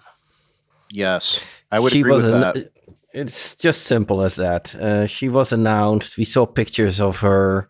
We just saw her very shortly in the beginning and then had to wait episode after episode every time again. Where is Rebecca Romaine? And it took a while. And that's also one of the reasons I really hope we get a kind of, as you said, Pike, Spock, and number 1 series. Yeah. I have to think that they had that in mind because otherwise, why would they cast her? They could have cast any actress that. Oh, she's partly Dutch. That's probably the reason. She could have really wanted to do it. I mean, she's probably got a pretty busy schedule. She's you would think so. Yeah. Well, she had a TV series before this, so it's not like she's incapable of doing TV or not wanting to or whatever. But she was marvelous in The Librarians. Yeah, she was. She was great. But Fred's point, I think, is valid. That it wasn't. It seemed like there was a part there that they. Maybe it was cut because of this whole transition in showrunners in mid-season. Maybe they had intended to go to her more in season 2, and they, as they worked the story, they only could bring her back in episode 13 and 14. What's that? I said they had Non instead. They had Non instead. Maybe, maybe at one point they were going to bring number 1 on the Discovery. That I hadn't thought of that, Ruthie, but that's a good point. Makes kind of sense. But then you wouldn't have a line like "yum yum." Yeah. Well, I mean, obviously, you can't have the captain leave the ship and the first officer. You have to have one of them stay on Enterprise to run Enterprise. But it did kind of seem like we were going to get more of her because of the way that they were like promo shot, promo shot, promo shot. Exactly, and they really sold her. Maybe it was just her schedule. Maybe she really wanted to do it. Maybe, like you said, it was the showrunners. Who knows? And it could have been also just her star power to garner interest more in the show as well. To say, hey, look who we got. Yeah. I mean, or it could be a combination of these things. But I agree. I wish we'd had more. Yeah. More number 1. Right, Ruthie. What would you like to low light? Anything you didn't like about season 2? Honestly, I feel like we've kind of covered everything mostly. So I will say, circle back to what I really liked that I forgot to mention was Giorgio. Oh, good. Yeah, nobody had mentioned her yet. I loved her so much. I was reading my notes and I was like, oh yeah, she was so great. Yeah. Leland, we were just talking about you. Everybody hates you. Everybody hates you. Congratulations. I mean, she's great. She was really, really great, I think, in season 2. I agree with that. Did you just call me Poppy? What just happened? What just happened? Yeah. And just something that we were talking about Michelle Yeoh in general. During one of the fight scenes, Brian had commented about the forward kick that she did when she kicked Leland. Mm-hmm. There's a video on YouTube that's like excerpts of all of her fight scenes from several of her movies, and that's one of her signature moves. Yeah. I was going to say that actually, that, we had questioned that kick she did in what's past this prologue from season 1. That was her too. Even though it looked like it was CGI, it was her. She was able to do that kick. That just blows my mind. I do not doubt her prowess. Yeah, she's pretty amazing. Crouching tiger, hidden dragon. Yep. What I'm going to mention, and this is probably going to be kind of controversial, but hear me out on this. It's not that I didn't appreciate bringing back Culber, because I did. And I appreciated the fact that whether they realized it or not when they killed him off, that that's probably not the best thing to do, because A, they need that relationship, and B, that just sends a terrible message to the LGBTQ community, the whole bury your gays thing. So I'm not arguing about the fact that they brought him back. I think it's good that they brought him back. It just was my suspension of disbelief really, really got stretched to the limit when you tell me that Culber came back because Stamets held his body, Culber's body, and a tear went onto Stamets' body. And that tear, somehow from that tear, they were able to reconstruct Culber, not just his body, but his mind and soul. Come on, that's just literally. I agree. They could not stretch it any further for me to just say, come on. That was a little. Like I say, glad he's back, but man, oh man, that was really, really, really stretching it thin. That was like. Even the amount of DNA in tear fluid is limited. Exactly. Thank you, resident geneticist. But even if they could reconstruct Wolverine based on the tear, if they could reconstruct him based on the DNA, that does not make the possibility of being able to reconstruct his mind. Deadpool. What makes Wolverine. him colder? Yeah. Yeah. So I think hand wave. Yeah, exactly, I think they were just such at a loss because they knew they needed somebody to play off of Stamets, and they needed to bring back Wilson Cruz because they just played off each other so well. Yeah, and they had their backs against a wall, and so they had to do something to bring him back. Yeah, and they just didn't do it well. I mean, how could you do it well, honestly? What was a better way to do it? Exactly. Right, yeah. Yeah, I guess with what they had, it was good, but it just, like I say, it wasn't so much the body as much as the mind. That part of it just didn't work for me. And of course, yes, he had problems when he came back because he's not the person he was. Well, duh.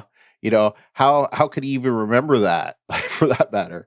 Yeah, I agree with you because honestly, I mean, they could have done stuff with that, and when the essence of what makes a person, I mean, they could have gone with that in the whole typical sci-fi thing that people do with, is it your body, your cells, all your DNA and all that stuff that makes you, or is it the culmination of your lifetime experiences, your memories, your thoughts, the way that your brain works, all that kind of stuff. That was a bit, I get, okay, fine, tear DNA recreated out of whatever available matter there was. I mean, something out of nothing, okay. But Fred says no. Yeah, well, fine. But then how did they get his mind back? How did they get his mind back? Yeah, basically they're saying that your memories are stored in your DNA and not your mind. That's not true. Exactly. Not true, guys. Yeah. And Fred will burst into flames. Yes, but the story is bad. But if you see how the actor portrays this difference between the Culber before and the Culber after this transition, he did a very nice job. I wouldn't even say that the story was bad. I think the story was good. It's the explanation that didn't work for me. Yeah. I guess you could say that it was his mind that was lost in the mycelial network or whatever. But how? That was my thing. How?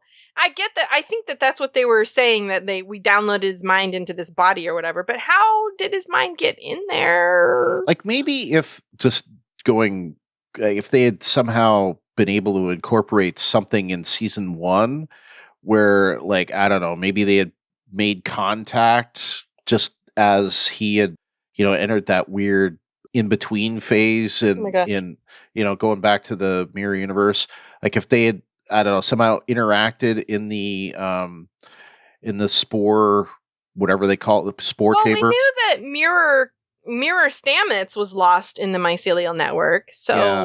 Well, and for that matter, that projection, the Culber that Stamets experienced while he was like in between, while they were in the mirror universe, was that this same Culber, or was that just a projection or something in his mind?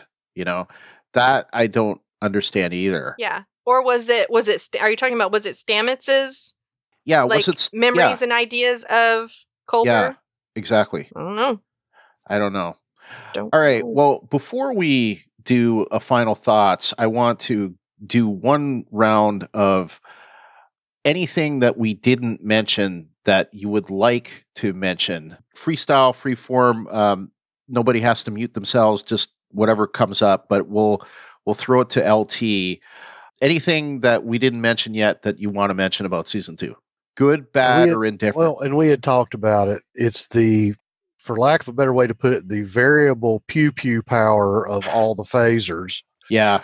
That, we're used to old school. You can burn through doors, you can cut through hatches. And you have, at one point, they're, even in the first season, they blasted through however much bedrock to start the well in the first episode. Oh. But then you've got, Michael's got a rifle, and she's pegging that door, and it's just going pink, pink, pink, pink, pink, pink, pink. And then the next time we see the Lelandnator, he's got that big rifle, and it's like, bang, swoosh, big hole. Yeah. And we had talked, lots of chatter about the phasers on the ship. Why did we go from beams to the pew-pew? Well, one thing I noticed in going back and watching the pilot again, or it was actually in the second episode, when the Shenzhou was attacked, it says Giorgio says ready phase cannons. So she doesn't call them phasers, she calls them phase cannons. So obviously the Shenzhou just had the pew pew pew and no, constant stream of phaser. And we do notice that the Enterprise, though, has the phasers that we expect, like those big, large beams, as does the Section 31 ships. That's why in the finale we see that again. But yeah, I guess sometime between 2258 and 2265, the pew pew goes away and it becomes a straight beam. But I'll say they had it in the cage too. We see them try to hit that door in the cage. So, well, and I would go, I don't know, one of my old favorite sci-fi role-playing games, there was a difference between beam weapons and you actually had pulse weapons. Yeah. And the idea was the beam weapon was easier to hit but did less damage. The pulse weapon was harder to hit but did more damage. I mean, it's just aesthetically what we were used to was this big long spaghetti string of energy going to the target. And, you had the little cannons that popped up on the saucer section during the last battle that were more like an automatic cannon. So you saw the pop, pop, pop, pop, pop, pop, pop. Right. Yeah, I agree. James, what about you? What other thing would you like to point out for season 2? Good, bad, or indifferent? I guess for me, the biggest surprise, and it's been covered as well, but I just wanted to weigh in on it as well, was Anson Mount's performance. For me, due to where I had seen him, was Inhumans, which was a horrible show. So he couldn't speak, right? Right. He couldn't speak. And it was like, and he was trying to mime everything. And he wasn't very good at that, to be honest. And it was just like, it was like, I don't understand this casting. My dream casting was Jason O'Mara, things like that. But once he arrived and he started to portray the character, it blew me away. And I can't imagine anybody else but him portraying that character now. All right, Fred, what about you? What other thing would you like to? Well, one of the characters we didn't talk about at all is Admiral Cornwell. Ah, yes. Well, I liked her a lot. I liked her role. And in that sense, it's indifferent because I liked her and I don't like that she's gone. Especially in the way she had to go, because that was actually quite silly. I agree. I thought that the way that she died, it's like, couldn't they beam her out, or like somebody had said, might have even been one of you guys, couldn't they have just simply sent one of those robot guys in there to do it, or some other thing to be able to shut that blast door? And if you blow her away, then please also blow away Pike, who is only standing a few feet further. Although he's behind his so-called blast door. Yes, the blast door. It seems like the entire ship should be made out of blast door. Yeah. Because otherwise, that maybe that's how in the 24th century they upgrade the ships to go against the Borg. They're made out of 100% blast door. Well, that's like I was telling you before, Brian, is you can't have all that same material all over the ship, because you have to have the blast directed somewhere. Otherwise, you're just it's pointless, because your blast doors just becomes it would just blow everything apart. Right. You have to have a weak point somewhere. Well, let me ask you this: the explosion that we see the Enterprise go through and be able to literally take out a whole chunk of the saucer section. Sure. And how the blast door, didn't kill Pike. In fact, he got away without a scratch. Was that realistic? I would say so, yeah, because especially he was right outside a turbo lift. Blast door. And a turbo lift is a giant shaft that goes all through the ship. Oh, so we haven't talked about all the animated stuff going on in the But this also goes to firefighting as well. Is when you have a giant tube running through a structure like a turbo lift shaft, you need to protect that in case of a fire or an explosion, because if not, there's going to be a huge chain reaction and you're going to lose everything. Yeah. So that blast door should have held, and it did. Had it let go, it becomes like a funnel. Enterprise would have been lost. Yeah. Which obviously can happen at times, because if you're in a protracted battle, then things weaken and blah, blah, blah. But that didn't happen this time because of the blast door. Okay, let's move on. Well, that's like saying, if the black box is designed to survive the airplane crash, why don't we make the airplane out of the stuff out of the black box, the black box? Because then the airplane wouldn't fly. Okay, people. Well, but the thing about the blast doors is, and the only way that I could kind of reckon it out is, they have the bulkhead set to where it channels the energy for if you've locked it down in a certain section. Now, I was still kind of going, I don't know if I'd want to be on the other side of that door. Just the fact that, okay, so all this is venting out into a vacuum. So maybe you don't have the same concussion effects and the same blast effects you would have in the real world. But yeah, it's still kind of, you're 3 feet from where this big kaboom just happened. Oh, it's definitely something you don't want to be near, because who wants to be in that kind of situation? But it should hold up, and it did. And it's just how the engineering is on it. You've got to have an explosion vent to somewhere. Yeah. Ruthie, what other observations do you want to make? I liked the change in Saru's character.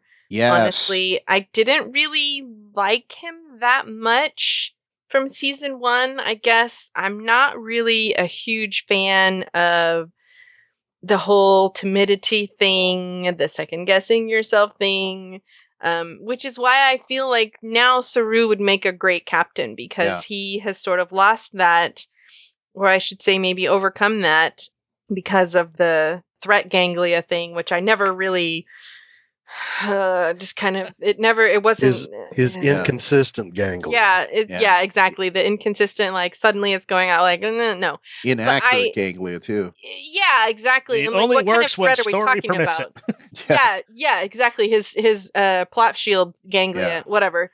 Yeah, So he never picked up on Lorca, the whole time.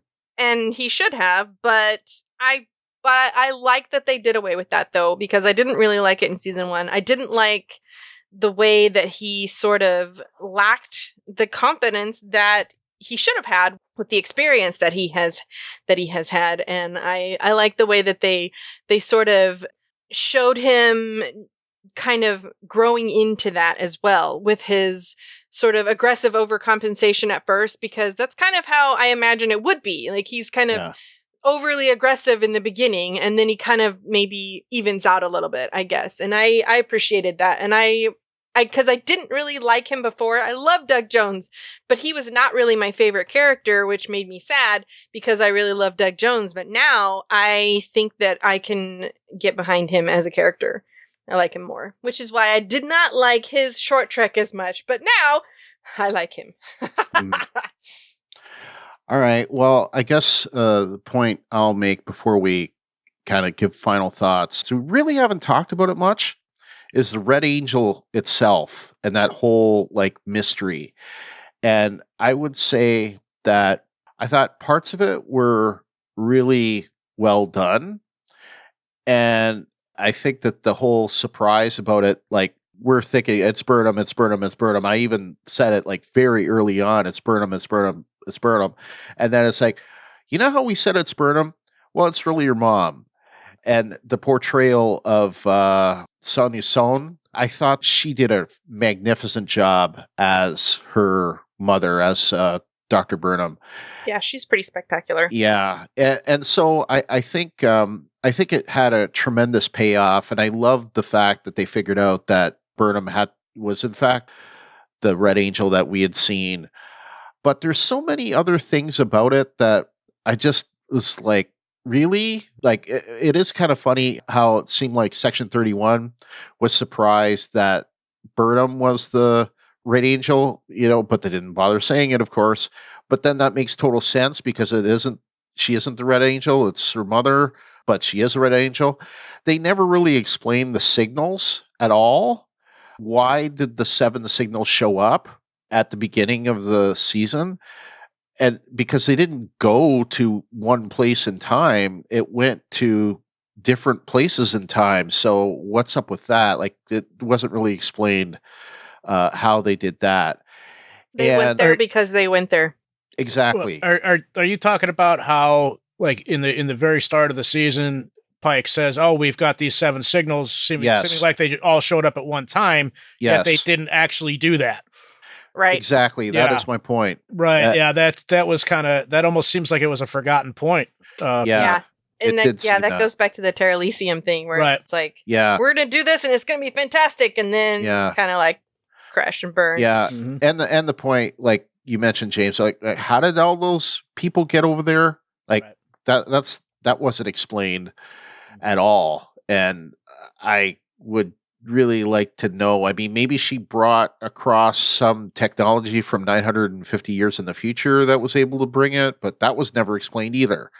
So I don't think that was, parts of it were really well done and parts of it were not. I think the parts that were character driven were well done and the parts that were plot driven were not. And, for me, the points of the season that did not work all had to do with the season arc, the plot. And the other takeaway that I had from that podcast, specific to Discovery, that is, that of the Alex Kurtzman interview, is he said that season 3, they are very much totally organized. They already have 5 scripts completely done. They have the whole season mapped out already. So it sounds like, unlike season 2, where they were flying by the seat of their pants, they are not flying by the seat of their pants in season 3. And I'm going to remember that a year from now because I want to see if that ends up paying off. And I think it will. And my last thing that I'll say, I kind of hinted at this, is that I still think that even those issues aside, I absolutely love this show so much. I can't even believe it. And to me, it's the best show on TV. And I'm frustrated still, by how many people haven't seen the show? I don't know what it's like in the Netherlands, Fred, but here in the US, there's so many people that love Star Trek that just haven't bothered with Discovery just because of CBS All Access. And I hope that once Picard is on the air, they'll go back and watch Discovery because they'll have paid for it. Because I think Picard's going to bring in a lot of those people. I think too, though, it's reached more people than we think, because I mean, we've seen stats where it's being shown as like the number 3 streamed show right in the country. So I think it is reaching. I don't know if you're maybe thinking more of, you know, the older Trek fans who are just still bashing it. Yeah, which is I kind of am. Yeah, but well, I mean, there are people who are still have issue with the whole CBS All Access thing, and I can't fault them for that, because I do feel like they basically strapped this onto the backs of Trek fans to launch their pay service, whatever thing. Yeah, it is true, but then again, I think a year from now, CBS All Access is just going to be one of several networks that have done this. DC Universe is already out there. Disney Plus, Apple. Maybe, but some people get it with their Netflix or Amazon Prime or something. I don't know. Right. Like in other countries, like it's only here. Here In the Netherlands, you get it with Netflix. See, here, it's only here where we're and burdened since with our networks are not producing that much nice shows anymore, people are going to take a subscription to Netflix, and it's getting a lot of people have a Netflix subscription. And if you take a subscription here with 2 people, sometimes they give each other the code, and so they use it together or whatever. Yeah. So it's not so much of a problem that's on Netflix. Yeah. And anyhow, the kind of people that like Star Trek like a lot of other Netflix shows as well. Yeah. So they are on that anyhow. Yeah. All right. Final thoughts. LT, we'll go with you. What anything else you want to bring up, or just general impressions? Season 3 thoughts. The season 3, I'm looking forward to what they're going to do with it, because like we had said, there's almost this vision in my mind that somebody, when they left the writer's room, erased part of the whiteboard that they had to fill back in to get the plot line back up. Yeah. And so this time, and we've said it before, we've talked about it previously, that you look what they did with Babylon 5 with a very tightly, written arc that was designed to finish in a certain number of years. Right. That I'm really looking forward to what they're going to do with season 3, because now they've got 2 seasons under their belt. They've had a lot of changes, but I also think that they've had a lot of time for the sediment to level out. Yeah. And just to see what kind of stories they can do, because there's no complaints about bumping into canon. There's not going to be any complaints about anything else dovetailing into them. And yeah, it'll be interesting to see what they do. I want to know how they get Giorgio back. Yeah, I do too. I want to see how they handle all these questions we've had of who's going to take charge. Yeah. What are they going to do about spares, about fuel, about food, about all these other things? Who are they going to run into in the future? Are we going to find the group that Kraft talked about in Short Treks? Is that the Future Federation? Yeah. The Vajrash. There's a lot of room out there, and I was excited when season 1 was hyped. I was excited waiting for season 2 to show up, and I'm equally excited waiting to see what 3 does. I'm hoping personally that, we've had a lot of people that they'll pay money to get HBO to watch Game of Thrones, or they'll pay, money for a specific service to see a specific show, but they won't pony up for CBS All Access. I'm hoping that some of these guys will give it a chance, because I've noticed in my world, there's a lot of people that are the biggest critics of Discovery only watched that very first episode of season 1, and that you can't judge the 2 seasons of Discovery by the Vulcan hello. You just can't. And if I had my warm, fuzzy wand to be able to take some of these hardhead old fans, not like me, but from the same place that I came from, and say, give it a chance. Get through the first few episodes. Don't be super critical. Let it ride. Let it play out. And I think some of them could be won over. I mean, I really think that, especially even in spite of everything we talked about as a shortcoming for season two was just good, compelling sci-fi, and it was good Trek. Agree. And I agree. Agree. And that's what frustrates me so much when all these guys are saying, "Oh, Discovery sucks," and I'm like, "Have you watched Discovery?" You know, I mean, I agree. Haters gonna hate. Yeah, well, yeah. That's what I think. Hey, if you want to shoot yourself in the foot and don't want to catch something cool, and you say you're a Star Trek fan, I will say okay. Mm-hmm. Yeah. I don't believe you. Right. I'll let you think what you want. Yeah. James, what about you? I'm excited for season 3. I'm excited for all the new projects that are coming out. And for once, and you know me, I'm a theory guy. For once, I have no theory for season 3 whatsoever. I'm just excited to see where they go with it. The only thing that I don't really want to see is have them doing like the search for home or something like that, because we've already seen that in Voyager. But I Search for Spock Part 3. Right. But I mean, right now the sky's the limit, and it's really exciting to think about what they can do with this show, and where it can go, because they've proven that they've stepped out of the shadow of the other franchises. Yeah, I agree. Good points. Fred, what about you? Yes, I liked a lot about season 2 that they did get back to TOS and did that in a very respectful way. Having said that, I'm very happy they don't have the burden of canon anymore when they go to the future. Although that's not completely true, because if they meet people in the future and they are going to talk about their past of the last 1,000 years, that could be in the future of some, even beyond Voyager. And that would mean that they will create a new canon, which can give problems for future series. Right. But if they don't talk about in this future that they go too much about the history of that time, then they are quite safe. Yeah, I agree with that. Like, it's basically the Picard series, which is in the future now, could suddenly become a prequel to Discovery Season 3 just because of things that could be established in Season 3. So I that's been my misgiving about where they, them going in the future, because I'm worried that they may screw every other series up now.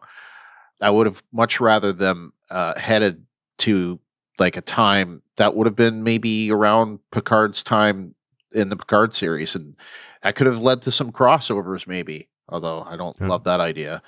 I just hope for the 3rd season that it won't be a kind of Voyager travel home kind of stuff. Yeah. And one other thought I had about season 3, we are all worried about Giorgio getting back, because we have the so-called Section 31 series. But who says that Section 31 is not one of the institutions that survived 1,000 years, and Section 31 is actually going in parallel to Discovery in the future? Maybe. Or maybe she has to reestablish Section 31 for something. Who knows? Yeah. It's not necessary that she has to come back. Well, except for the fact that we have to get that 7th signal sent some way. And, I posited that maybe they'll work around the time suit, or make a new time suit and put Giorgio in it, and she'll just head back. But who knows? Who really knows at this point? Yeah. Ruthie, what about your final thoughts? I just want to go to the future. I just want to be in the future. I don't want to be strapped down with the whole canon screw up stuff that prequels fall into. Yeah, well, I'm sorry, but it freaks me out. I don't like retcon. I don't like it. Like, you need to respect what's come before you. Right. Yeah, I agree. And I've said it on this podcast many times, and I've said it on a couple other podcasts that I've been on, that this is not the show that I would have designed. This is not the show I think any of us would have designed. I think they've done a marvelous job with what it is. But if we five had been trying to figure out what this next show would be, it wouldn't have been this show. It could have been a show like it, but for example, one thing we would have done is we would have set it ahead of the TNG era, just a little bit even, but so that it fits in, but doesn't have to go, another prequel. I think if they go far enough in the future, they won't have to worry about screwing up the Picard canon. And I think as far as Brian, we talked about the other night, where Picard, I think, is just going to be a personal story arc, kind of like Breaking Bad, where it's just going to focus almost solely on him and the people around him. So I don't think they have to worry anything about that. Well, that's Star Trek universe at large. Yeah, that's kind of what I'm hoping. But as far as I'm concerned, I too want to see what they come up with season 3. I do worry about some things that they might establish. I don't really want to see the Federation fall. I would rather them come into a Federation and maybe has some trouble or something. Maybe there's a war going on, although maybe we don't really need to see another war. But I don't want to see the Federation destroyed. I want to see them end up, maybe the spore drive has never been seen again. We know that there's a whole time prime directive or whatever, because we've seen, like Agent Daniels and that Captain Braxton, I think, from we see in Voyager, that has like a time ship. So there is a whole timey-wimey thing.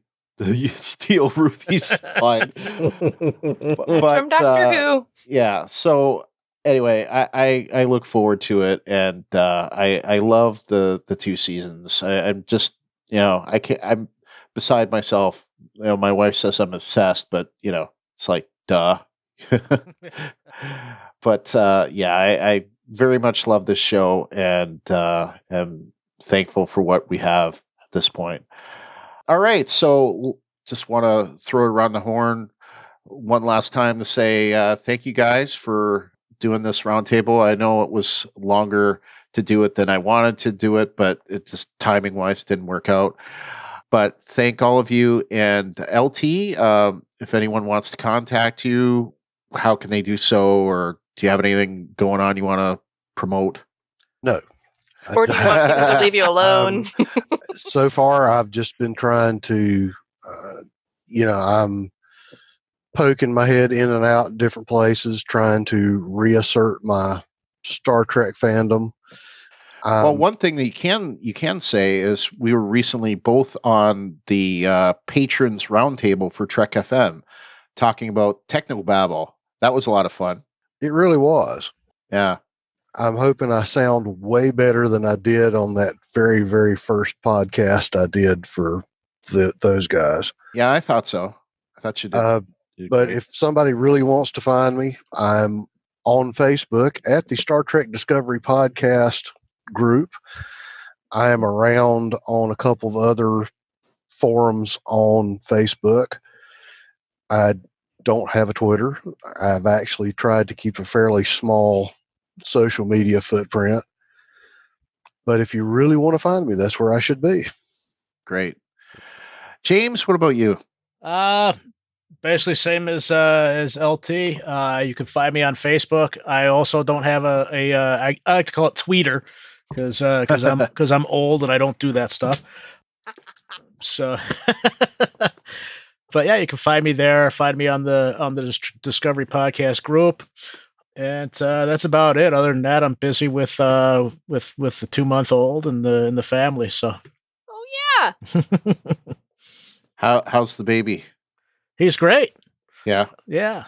He's out with mom right now, but maybe one of these days, if I do another podcast, we'll have him sit in and let's see what Daddy does there. Nice. Fred, what about you? Well, I'm substantial older than James, but I do have a Twitter account, which is at petrified_Fred on Twitter. If you can't get enough of my voice, you can go to Sci-Fi TV Rewatch with Dave and Wayne, and I'm a regular guest there, actually, for the last 70 episodes of their podcast. So I always follow them, actually, whatever show they do. And the same is more or less true for Soda Talk Media of Mark the Code. I'm always giving feedback there, and he will start soon with Killjoys, and then probably after that with the Expanse. Yeah, I was wondering when those two are coming back. Killjoys is the first one. Yeah. In a few weeks, I think. No. And it's cool that Amazon's picked up The Expanse. Yes. Yeah, sure. So excited. And of course, I'm as James and LT on the Facebook group of Star Trek Discovery Podcast. Yes. Which you can go to by going to facebook.com/groups/Star Trek Discovery Podcast. And just say you want in, join, you answer a few simple questions just to prove that you're not a bot, and we'll let you in. So it's a small but active group. So I encourage you guys that are listening that aren't on there to join up. Ruthie, you got anything going on besides our wonderful podcast? No, just the interview that I did. Oh yes. Yeah. But that episode should already be out and available, and everyone already listened to it and knows how awesome I am. So yeah, you're such a rock star. Have to listen to it, but I will. Yeah. Oh man, I was super freaked out because I've never done that by myself before. Like I don't worry, I don't freak out about meeting famous people or whatever, because I mean I like meeting people, and they're just people, and they've all been really cool. All the famous people I've met have been pretty cool. But I was interviewing her by myself. Fantastic. Yeah, she did. I was jealous. I was like, I sat down and she has the microphone, and I'm like, oh crap, she's looking at me like I am supposed to start talking. I should start talking. And so I started talking, and I just blurted out the first thing that came to mind, which was, hi. Anyway, it was great. It was super fun. That's it for me so far.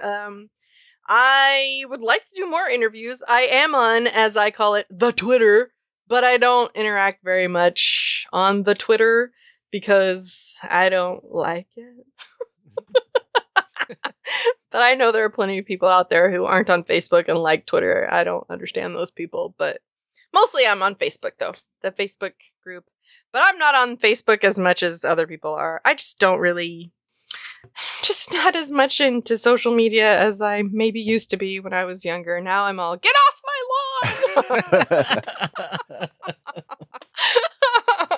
lawn! Do you want to give your Twitter or no? It's at Sooner Girl. With 3 R's. RRL. Yeah. But again, don't hold your breath waiting for me to respond to you, because I will find it 2 months later and go, hey! Well, we are recording this podcast on Saturday, June 22nd. So a few things I want to mention. Of course, Fear the Walking Dead Season 5 is going on, and I am podcasting that with Kyle, who is Ruthie's childhood friend, and sometimes / most of the time Mark, who's my host on the Walking Dead Talk Through. He's officially not a co-host, though. Just, but he usually joins us as well. But we've been going through the first 3 episodes. Probably by the time this is out, the 4th episode might be out. Started a little weak, getting better though. And anyway, so you can find us on WalkingDeadTalkThrough.com, and for this, Star Trek Discovery Podcast.com. A few other things just to mention really quickly. I was recently on an episode of Earl Grey, which is the TNG show for Next Generation. I did an episode on Riker's command choices and how he was offered command multiple times and turned them down. I will be on an episode of The Edge coming up soon. I just agreed to do an episode with them today for recording next week, so it'll probably be out in the next couple weeks. So we may get this out.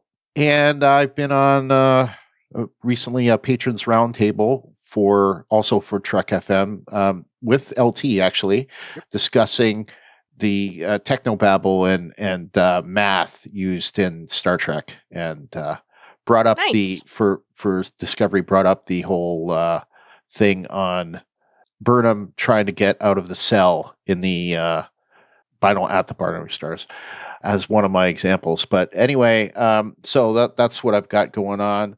So that's it for this episode. So Ruthie, why don't you tell people how to contact us? All right. To submit your feedback or connect with us, you can go to goldenspiralmedia.com/feedback, where you can submit text, audio, or you can use the SpeakPipe widget to do audio, or you can call us at 304-837-2278 to submit audio. You can also give us your feedback by sending us an email, which is StarTrekGSM@gmail.com. You can post in our designated episode thread in our Facebook group, which is facebook.com/groups/Star Trek Discovery Podcast, which I think has already been given out once, but that's okay. You can have it again. And our Twitter, which is at Star Trek GSM. That's it. A great way to support us is to subscribe to us in Apple Podcasts or whatever podcast client that you use. If you do use Apple Podcasts, you can go to goldenspiralmedia.com/Apple, and you'll find all of the podcasts within the Golden Spiral Media Network. While you're there in Apple Podcasts, we would really appreciate it if you could give us a rating, and while you're at it, give us a review. Yeah. It's been a while, though, since we've gotten any reviews, so help us out with that. Share and retweet us. In addition to the posts on the Facebook group, we also post to the facebook.com/Golden Spiral Media page, and those you can share, and so please do that when you see them. You can also retweet us, and that is, of course, Star Trek DSM. Other ways to support the network, and our Patreon announcement will be coming up soon as well. Yeah. But the GSM network can be supported at goldenspiralmedia.com/support. All right, so that's it for this episode. Thank you guys very much, LT, James, Fred, and of course, Ruthie. That's it for us for the Star Trek Discovery podcast. Peace and long life. Live long and prosper.